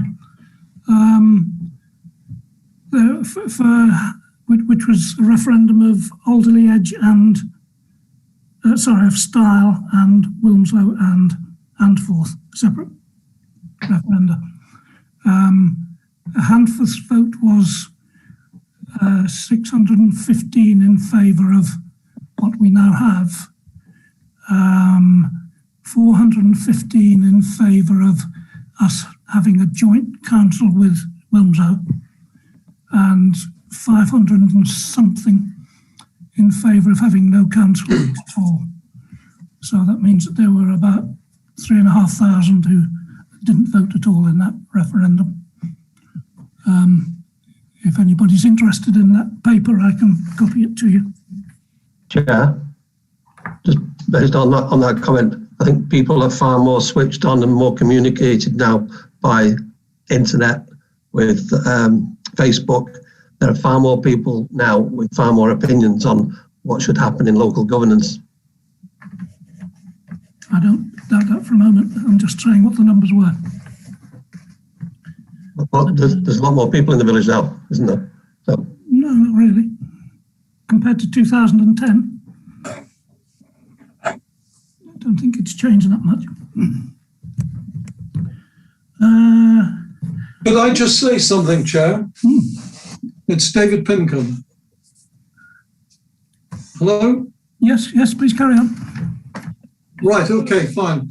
I recall 11 years ago, over a period of 3 nights, knocking on doors just on 700 households, less than 700 households in Handforth, and collecting 700 signatures.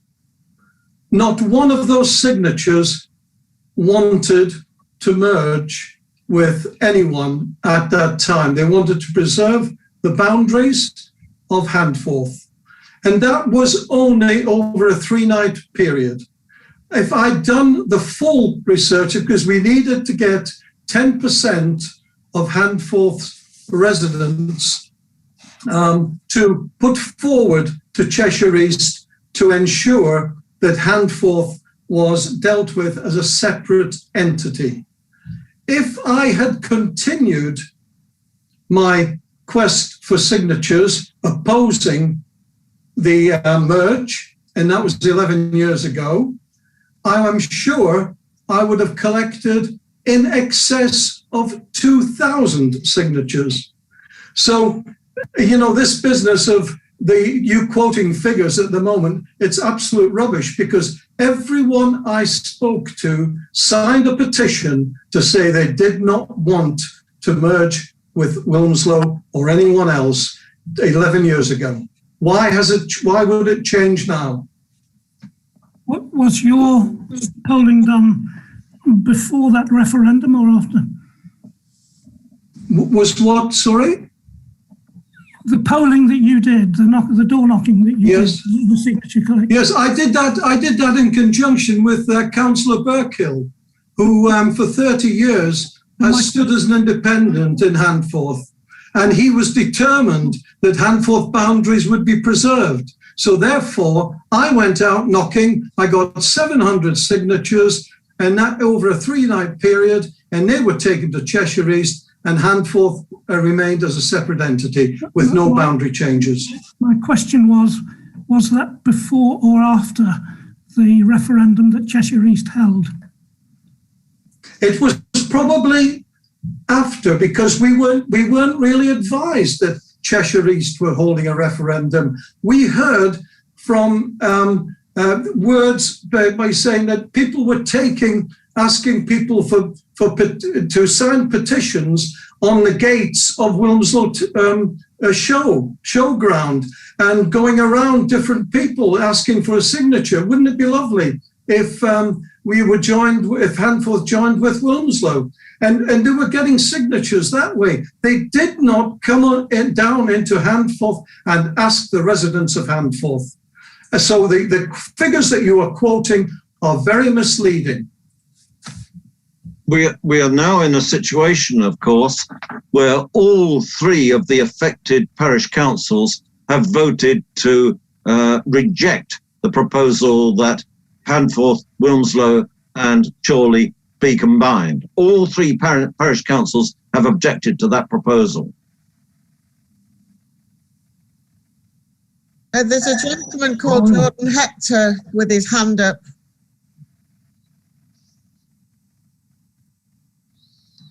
Ashley, can you help this gentleman? Yeah. Yeah.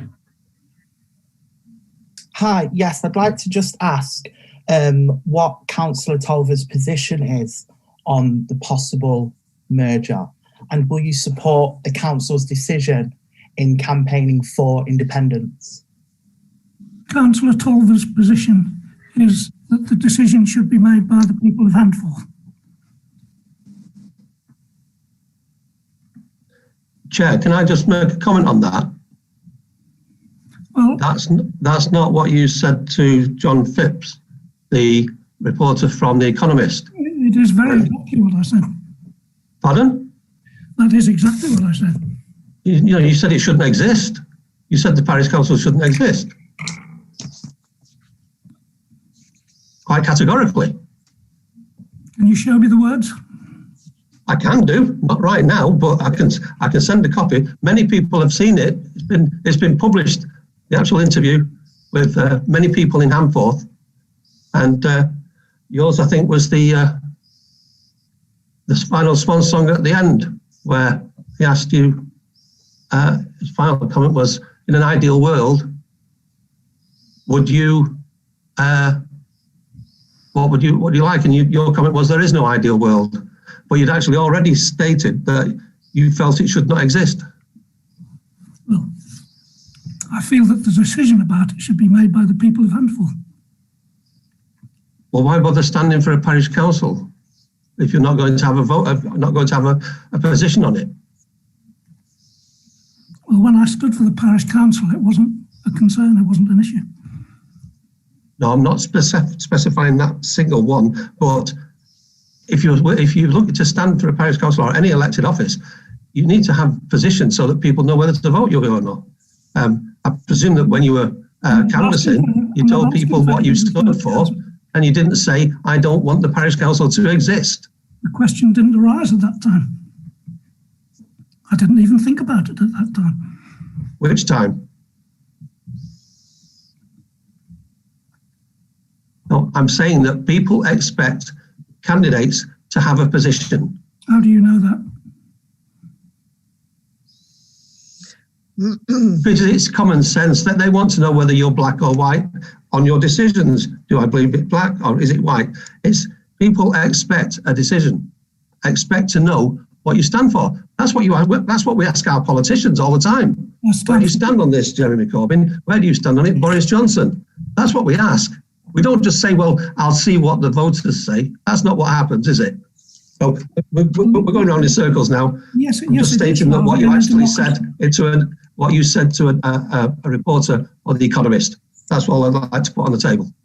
In a democracy, it rather does depend on what the people want. But they do rely on their leaders to provide leadership. People of Handforth want, as you seem to do. But leaders provide leadership, or should do. Well, the leadership can be to say, we shall have a referendum. So, Chair, can I ask, in a referendum, would you be voting to merge or remain the same? You can ask as much as you like. My position is that this is a decision for the people of Handforth, not for you. Which you are one of. And I shall put my cross in the box when the time comes. Well, you keep it secret. Right, okay. That's fine.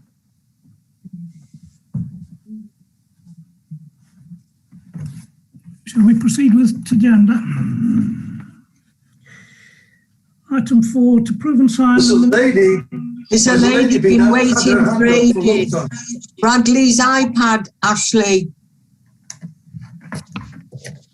Go for it.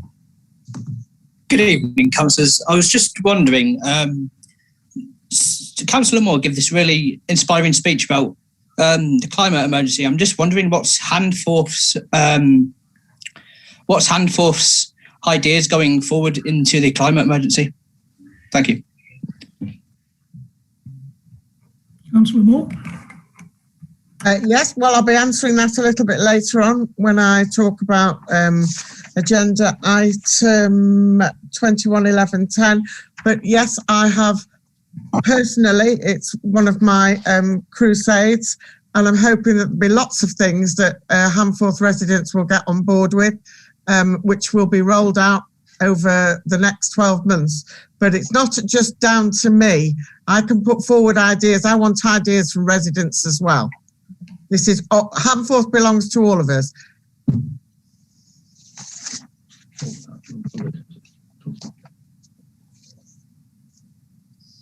Okay. Shall we move on to the agenda? Item 4 is to approve and sign the minutes of the meeting of the 16th of March. Anybody got any comments on the minutes? No, Chair. No, Chair. No comments. Okay. So can I have a proposer to support them? Accept them? I'd like to propose them, Chair. I'll second. All in favour? In favour. In favour. In favour. In favour. All right. Approve and sign the order of payments, payment of accounts.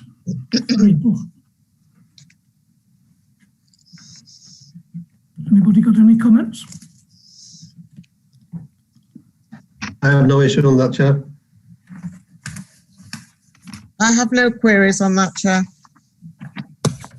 Samson? No, none, thank you. Okay, can I have a proposer to accept them? I'll propose. I'll second. Thank you. All in favour? In favour. In favour. In favour. In favour. Unanimous. Okay. You up to speed, Ashley? Yes, perfect, thank you. Item 6, to receive recommendations from the HBC Finance Committee with respect to the grant applications received from Friends of Handforth Station for £700. Now, we decided to defer this item for revision. Yeah. Yeah. Don't need a vote on that. Item 7 is ditto recommendation from the Finance Committee with respect to the application for £500 from Bare Necessities Toiletry Bank, which we supported. Yes, with the amendment that it would only be spent in Handforth, please. Yep. Yeah. Yep. I do need you to vote on this again because this is the actual giving of the money now. Okay. Okay. I'll propose. I'll second. I'll third. All in favour? In favour. Yep. Good. Me too. In favour.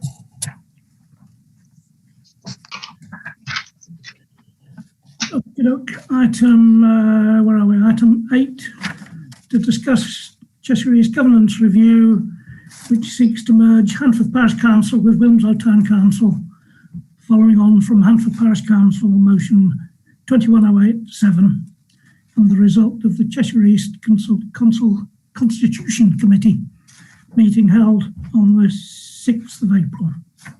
Councillor Moore is promoting this item. Yes, I think it's very important that we just have a brief overview of what's happened so far. And Mr. Small has informed us about the Cheshire East decision to have a referendum, which I welcome. Also, the fact that Wilmslow Town Council, along with Chorley and ourselves, have all voted to stay out of the not the merger. We do not want it. We are 3 quite distinct groups, and that's the way we would like to keep it. I concur with what Alan said earlier on. We still don't know whether these will actually come to fruition. But I think it's important to keep up to date with what's actually happened. So I think that's one for everyone to have a think about.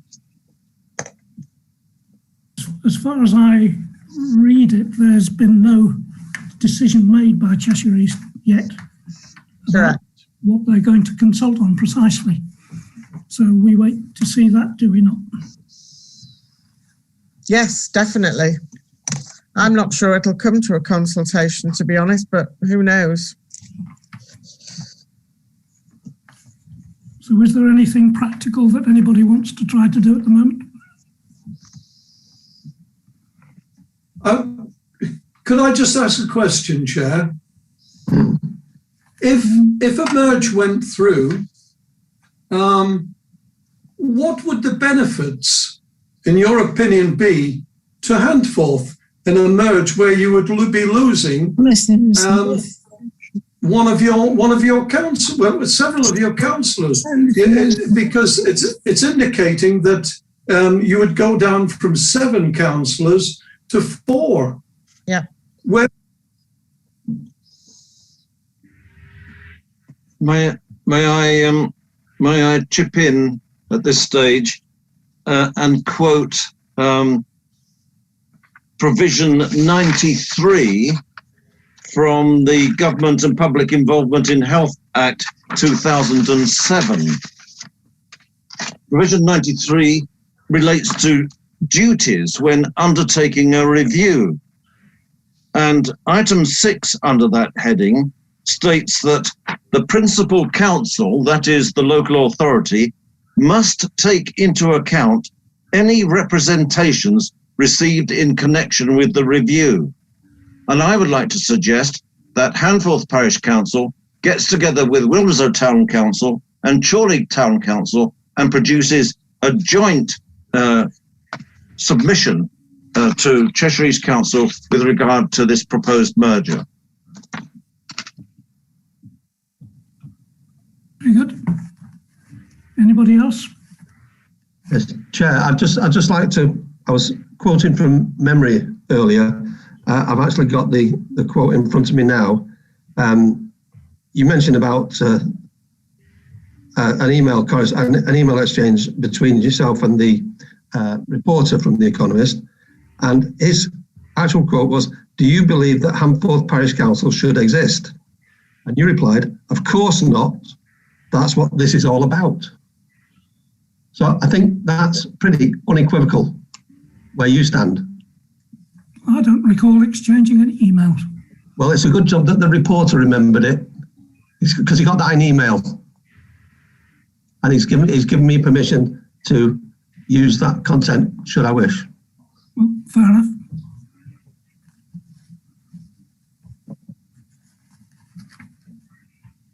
So will you be carrying on as chair, Councillor Tolver, as someone who doesn't believe that the parish council should exist? Does that mean that your role is invalid? Do you think that there is room for more than one opinion? No, I was asking you the question, Chair, whether you would be resigning because you don't believe the council should exist. I'm answering your question with a question of my own. Well, that's not good for me. Okay. I don't need a question from you, Chair. I just need an answer, that's all. Okay.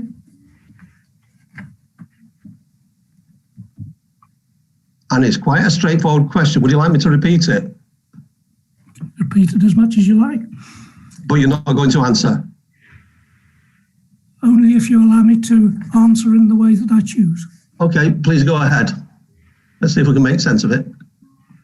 The question was, will you resign from your position as chair as you don't want Handforth Parish Council to exist?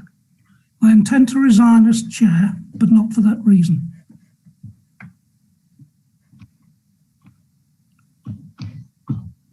When will that be, Chair? At the end of this meeting. Thank you for your frank and forthright answer. I appreciate it. It's about the first time you ever have. I say what I see, Councillor, and having seen what you just said, I can show my appreciation. There's just one comment, Chair, I'd like to make. I'm totally against merging with Wilmslow. I feel that Handforth is a community in its own right. It has a very eclectic mix, and I want to champion Handforth. We don't want to be the poor relations as we were before 2010. I want us to be one of the best councils in the land, and I'm sure with the correct people in place, we will be. Thank you. That's all I want to say. Shall we move on to item 9 on the agenda? Yeah. Item 9, this is Councillor Moore's suggestion to discontinue the Greener Handforth website provided by One and One Ionis and move any selected content over to a dedicated page on the HPC website. Okay, yes, I proposed this because we're paying for a website that currently when you go on it gives up a warning to say there's a problem. I do not know what the problem is, but my Norton doesn't like it. I did try to suggest to Councillor Tolver, who I have to say, I think it's a very laudable idea. I'm all behind everything that is green and having information out there for people. However, in my personal opinion, there are too many inaccuracies on the site. Now, I have been reminded by Councillor Tolver by email yesterday that he wrote the site. He put everything on the site. He owns the Greener Handforth logo, and he would be, well, actually, he didn't say that. He said that we would need his permission to transfer anything over to HPC website. I understand that Councillor Tolver put a lot of work in it, and I do applaud him for that. However, it hasn't been used. There's been no input to it. I did try to put forward some ideas, but I was told by Councillor Tolver that he wouldn't necessarily be altering everything. Therefore, I don't really see how this is an HPC website when nobody other than Councillor Tolver had any input into it. Therefore, if Councillor Tolver is agreeable, then there might be some things we would wish to transfer. There may not be, but that's down for the council to decide. Does that make this a moot point? Is he going to stay? Sorry? Councillor Smith. Yes, any discussion offline? Yes, I was wondering, will you be remaining on the council in order that you can have input into what Sue Moore is looking to do? Well, I'm not sure what she's intending to do, but yes. Okay, because she has very strong views about green issues and is a good advocate for them. I think what I would suggest is that I take over the payment for the Greener Handforth website and allow the Parish Council to copy what it wants to select from that for its own purposes. Well, what's the point of that, Chair? Why can't we have our own Greener Handforth website? We can call it anything else but Greener. Doesn't have to. That wasn't what Councillor Moore was suggesting. No, but in view of your objections, which I take on board, then we'll just perhaps start again. Yeah. But that's down for the council to discuss in May when we have another elected member to the council, and we can decide. We can't really decide things now, which might be changed in May time. So I think that needs to be deferred till after the election. But I do agree that the chair should take over the payment of the website. So do I. Okay. Ashley, can you arrange that? You're going to have to vote on this if you want to do that. Yeah. Okay, can I propose the motion then? Can I just say that I can't take part in this because I have an interest in... You do, sorry, yes. So you three will have to discuss it here and now. I'll second Councillor Moore's proposal. Yeah, could I just have it just clarified for me again, please, what the proposal actually is? The proposal it will be taken off our books and transferred to Brian's. Yeah.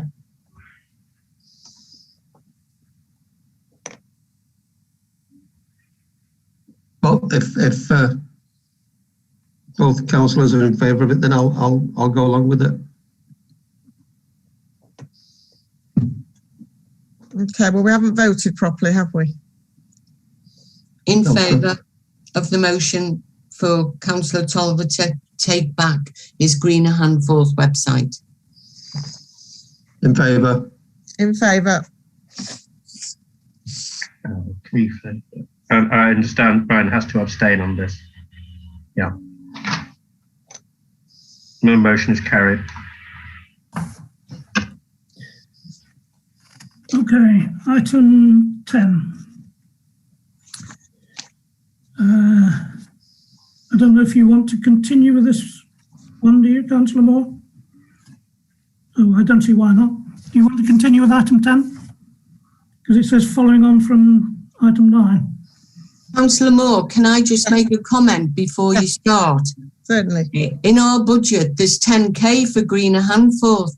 So is that going to go put back into the reserves until such time as we have a new project? I think that's probably up to the council to decide in May, isn't it? Well, no, because we're giving the Greener Handforth website back to the chair. So why do we need 10k in a Greener Handforth budget? I don't think there's any particular connection.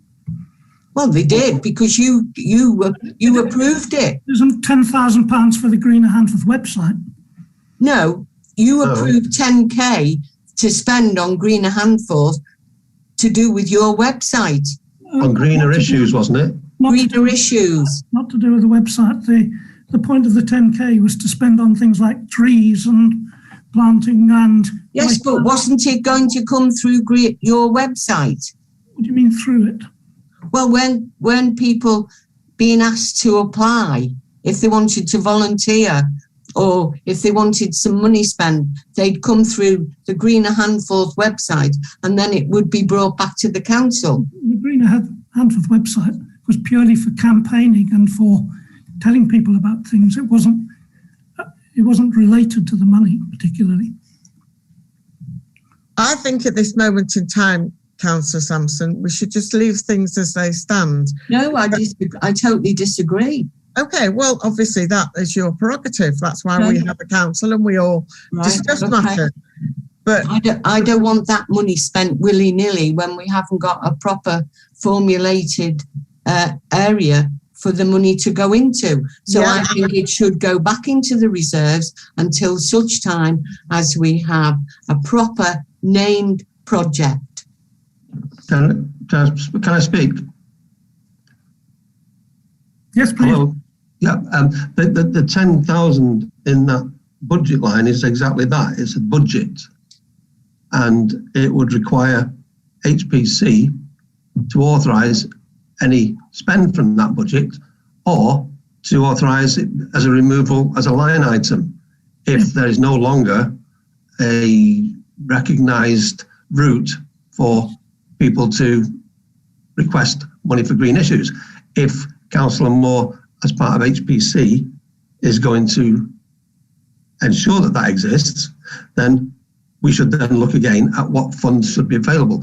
I don't think, because it was quite an arbitrary figure, and when it was asked what is the backing, what is the basis of this amount of money, and where you got the figures from, I don't know if you remember, Chair, but I do. It was just about 2 years ago exactly, the first meeting of the new council, where you pointed to your head and saying that you got it from there, and then it was voted in without any understanding by anybody else of what that 10,000 was made up of.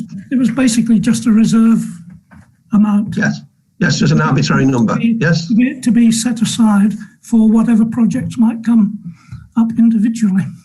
And as far as I'm concerned, it still is.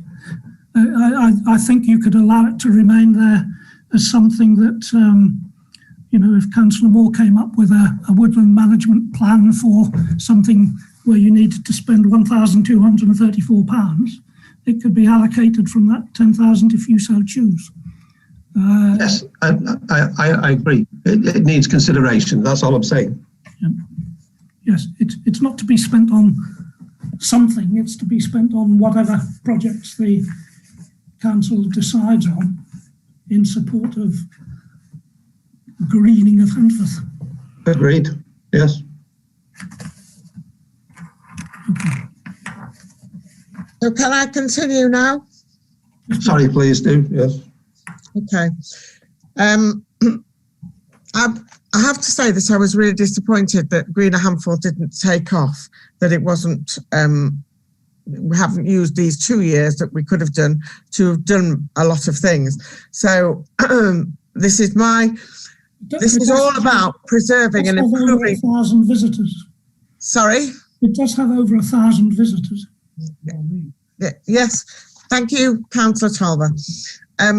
This is about preserving and improving the environment and making Handforth a better place to live. Using the neighbourhood plan, I've identified the greener spaces as in the neighbourhood plan. I'm not going to read them out now because we're running very late, but there are 1, 2, 3, 4, 5, 6, 7, 8, 9, 10, and one that Alan Murdoch made me aware of, which we didn't put onto the neighbourhood plan. Some are parks and some are just parcels of land. So while some areas lend themselves to tree planting, woodland management is entirely different. The woodland management concerns of habitat, recreational amenities, and educational and climate change. So I'd just like to briefly talk about those three things. Climate change. We're on the brink of a disaster if we do not do something to reduce our carbon emissions. I was devastated this morning to see that the figures so far for 2021 show a worldwide increase in carbon emissions, very much like after the monetary collapse. Governments are busy doing things, spending money and so forth and so on, and it's having a massive effect. Sea levels are already rising to unprecedented levels, causing loss of land, both for living and food production. Whilst the government prepare their responses for the climate meeting scheduled for later in the year in Scotland, we as locals can and must do something to help. We need to manage and maximise what we already have and identify areas to plant more trees. Habitat. We're set to lose yet more of our open spaces when the garden village comes to fruition. And so it is even more imperative to save what little green space we have and use them to our advantage. We need to maintain and expand the habitat for all animals and plants. We're losing pollinators at a rapid rate, and this will have a knock-on effect on food production. Amenities and recreation. We need the current woodlands to become more accessible all the year round and more accessible to everybody. During the pandemic, lockdown walking has become more popular, so we should encourage it and provide more areas where people can walk. Educationally, school children can become involved in a variety of projects in the woodland, which would enhance their understanding, knowledge and appreciation. Various projects can be used for maths, English and geography. It's hoped that these children will bring their parents on board, and that's critical. We get the children involved, we get their parents involved, we get the project moving. It can't be done by one person, it has to be done by the community. We must preserve our green spaces for educational, amenity and recreation and help. This will help with climate change. To this end, I had a long discussion with Transition Wilmslow, and I had a gentleman called Chris recommended to me. Chris has worked for a very long time with the National Trust on woodland projects, and I've had an initial discussion with him, and he's given me some idea of the kind of things he can advise us on. When I look at places like the Southwood and the Northwood here on Hall Road, there are huge differences that we can make. in those woods. There's a lot of dead trees that need removing or doing whatever we need to do. There are Spanish bluebells in there which need removing. They're not native to here. There are so many things we can do. I don't want to go through all of the things now because I could talk about it for days, but you know, this is my hobby horse and perhaps not other people's. We do need to do something. I can't express that enough. If you've been watching the recent programmes on climate change, there's a number of them now on the television. It's quite scary. And I really do think as locals, we can do a lot. We can't change government policies and stuff like that. That's beyond our remit. But we can change our area. We can change Handforth and make it a better place for all of us. Just it strikes me as very ironic that the government is subsidising farmers in various parts of the country to turn their farmland back into bogs and wild land. And here we are about to dig up a great chunk of it for the garden village. I know, it's tragic. Absolutely tragic. With that, what I would like to see with that, Brian, is I've been talking to Andy Frost and we did discuss moving some of those trees, those that can be moved, because, you know, if we lose all of those trees, it'll be an absolute disaster. But there are lots of saplings over there that could be moved and put elsewhere. It doesn't mean we're going to increase our woodland. We're only just moving it about. But if you average out the figures that people like the Woodland Trust, the National Trust, Climate Change Committee, we have to plant 1 tree per person per year. That's 6,000 trees in Handforth. Look at what the Wilmslow Woodland Group are doing, and they've been working with the National Trust, and they planted thousands upon thousands of trees, and they're designing a new woodland. It can be done, but we need people to come along and help. We need people to come with their ideas and their brains and their brawn, and we can do it. We can do it. I'm doing this for my 3.5-year-old grandson. I won't be here in 2050 when we're all knee deep in water, but I'm sure will try to do as much as I possibly can while I am here. So I would urge you to support the motion. Thank you, Sue.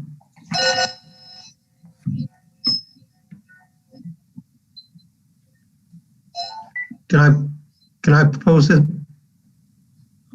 What do we propose? I've lost spellbound by the speech. 21/11/10. The spend of £1,000 for a woodland management plan. I don't know. Okay. Do we have a proposer? Yes, I proposed it. Second that. I'll second it. I don't mind which way around it is. I'll second it. Okay. All in favour? In favour. In favour. In favour. Yeah. Okay. Unanimous. Brilliant. Just got to say, Sue, that was very well said. Thank you. 11, a 15-minute discussion for items not on the agenda. I presume this is under Councillor Moore's name, but I presume this is for members of the public. Well, yes, and I know that the meeting's gone on a lot longer than we thought, but I do think it's very important that members of the public have a say in not only things that are on the agenda, but to talk about other issues that they might want to bring up. We won't necessarily have an answer for them, but we can go away and come up with some answers. But I think it's important that people have the opportunity to make comment. Okay, so members of the public, any suggestions, proposals? Oh, hello. There's a few hands up. Hello. See the second one. Hello. Ashley? Yeah, hello. Oh, that's an impressive microphone. You have your hand up. Hello. Thank you, Brian. Christopher Nicholas here. I'm just wondering, with regards to the rumours to the new spa opening on Church Lane. Sorry, could you say that again? The very well-known convenience store, Spa, I heard is opening on Church Lane. All right. There's no Church Lane in Handforth.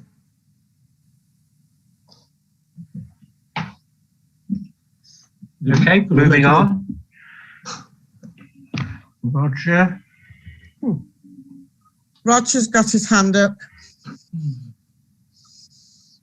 Yeah, Roger. A question for Councillor Moore. Have you considered the local green space immediately behind Handforth Hall? At the moment, very little tree planting on it. It's owned by the Wadsworth Trust. I wondered whether it might be a good idea to approach the Wadsworth Trust for permission to plant trees on their land. Yes, Roger, I have thought about it. Yes, thank you. It is. I'd love to get hold of that space and have it as Handforth space, not Wadsworth space. But yes, I did inquire of Ashley how to get hold of the Wadsworth Trust, and that will be one of the things that I will be attempting to do. Thank you.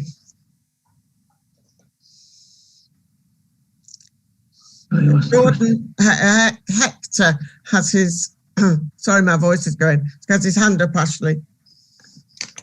Oh. Here we go. Hi, yes, thank you. Councillor Tolver didn't answer part of my question before, so I'm just going to answer it again. Will you support the council's position on pro-independence? Given all the answers I'm going to give about this matter.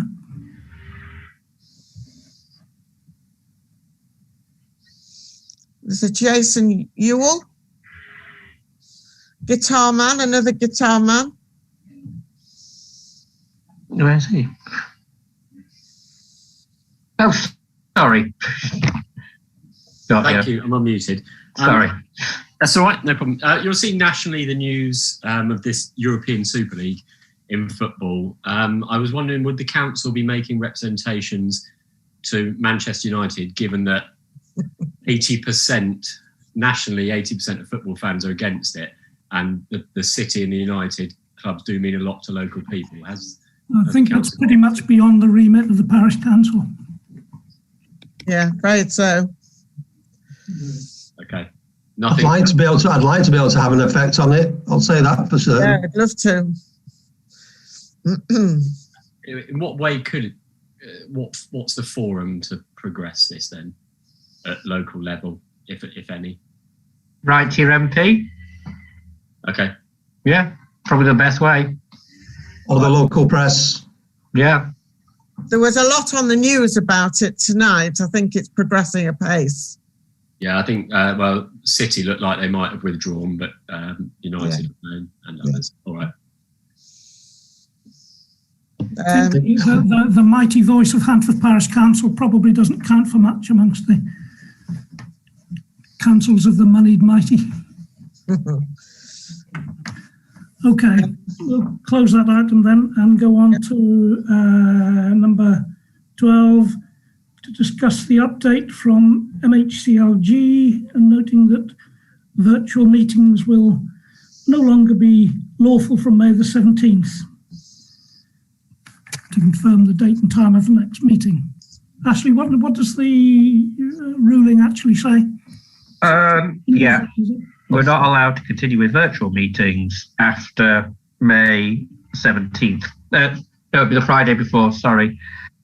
16th, 14th, May the 14th, something like that. You're not allowed to continue with virtual meetings. And what do we know about the preparedness of the youth centre?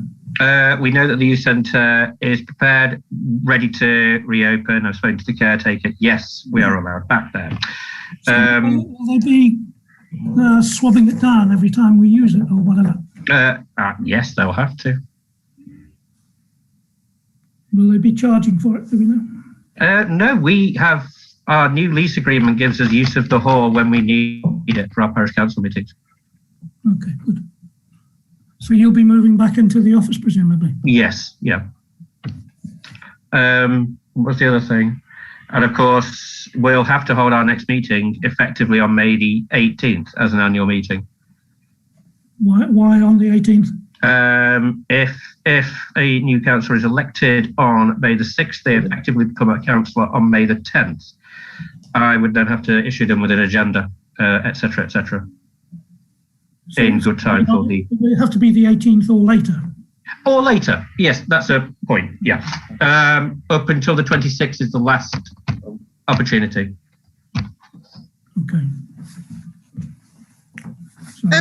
Is it possible, if we have to meet in person, is it possible to have the facility for residents to watch the meeting, or still? We have to provide facility to live stream it as we do now. So we can continue with people coming in on Zoom?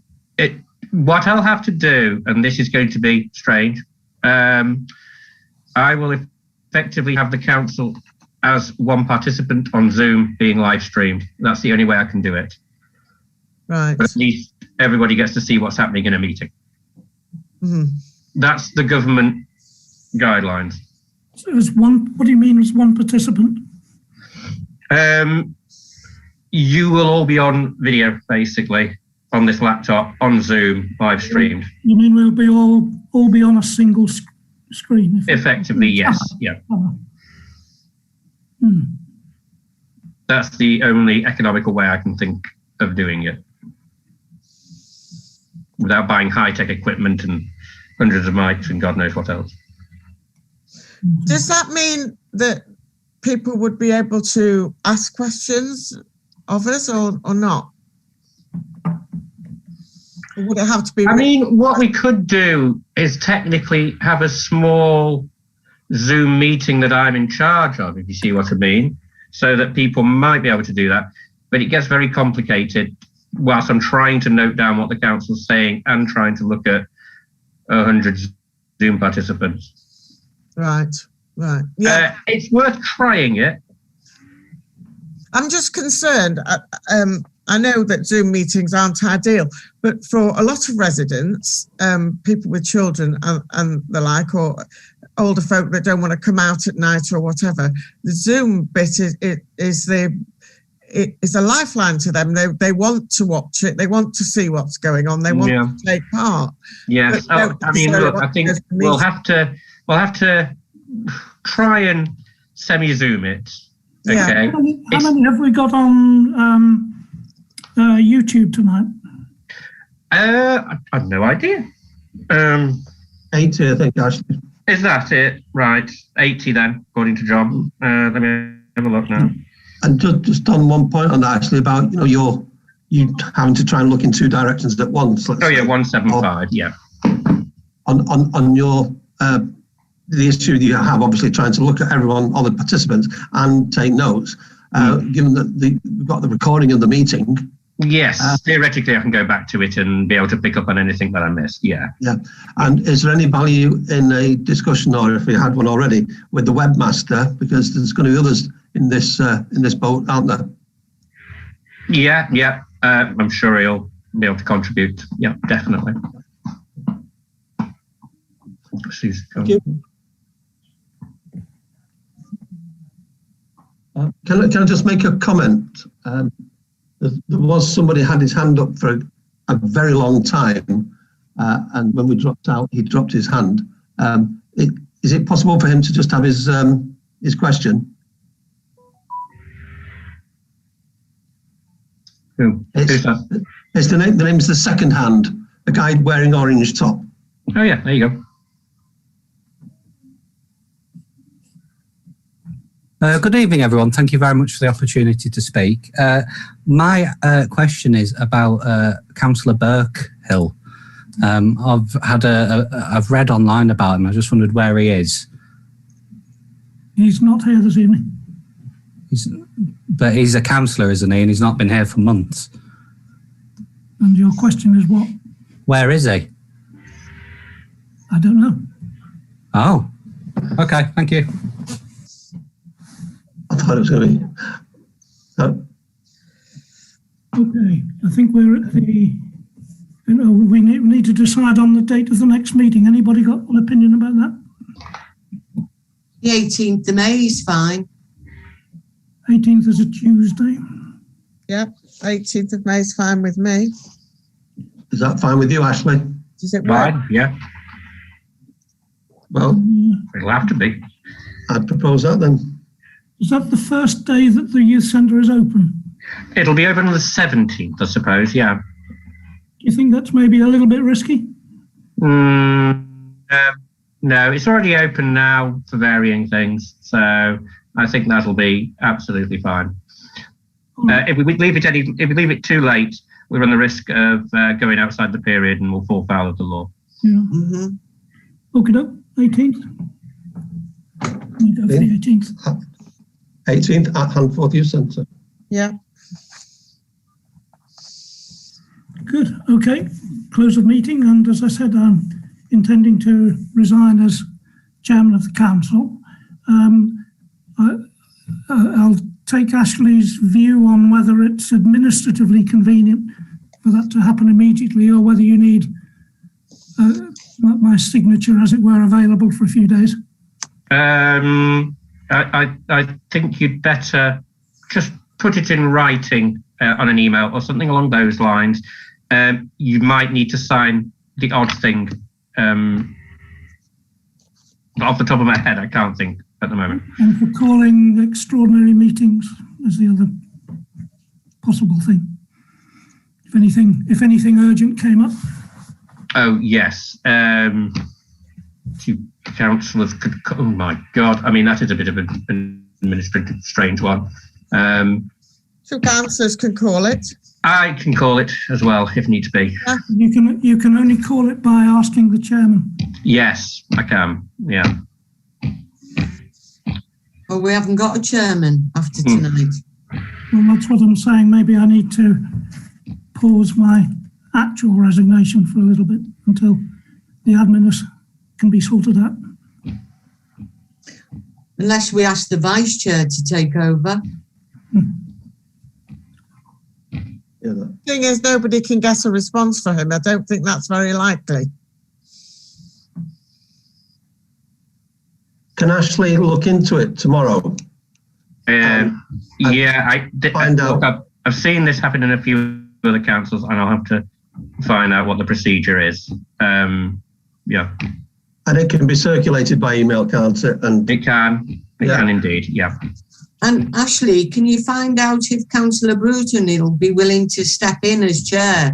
I can email him. Yes. Thank you.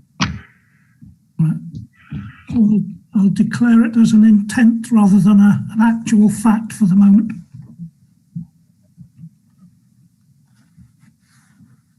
so will you still be sending Ashley the required communication? I'm not quite sure how to phrase it, but well, I'll discuss it with Ashley over the coming days. Yeah. Yeah. I don't want to. Well, I'll find out what's happened in other councils. I don't want to cause any inconvenience. Yeah. Okay, close the meeting. Thank you very much. Thank you. Thank you very much, all. Thank you for all Thank you, guys. who attended and contributed. Yeah.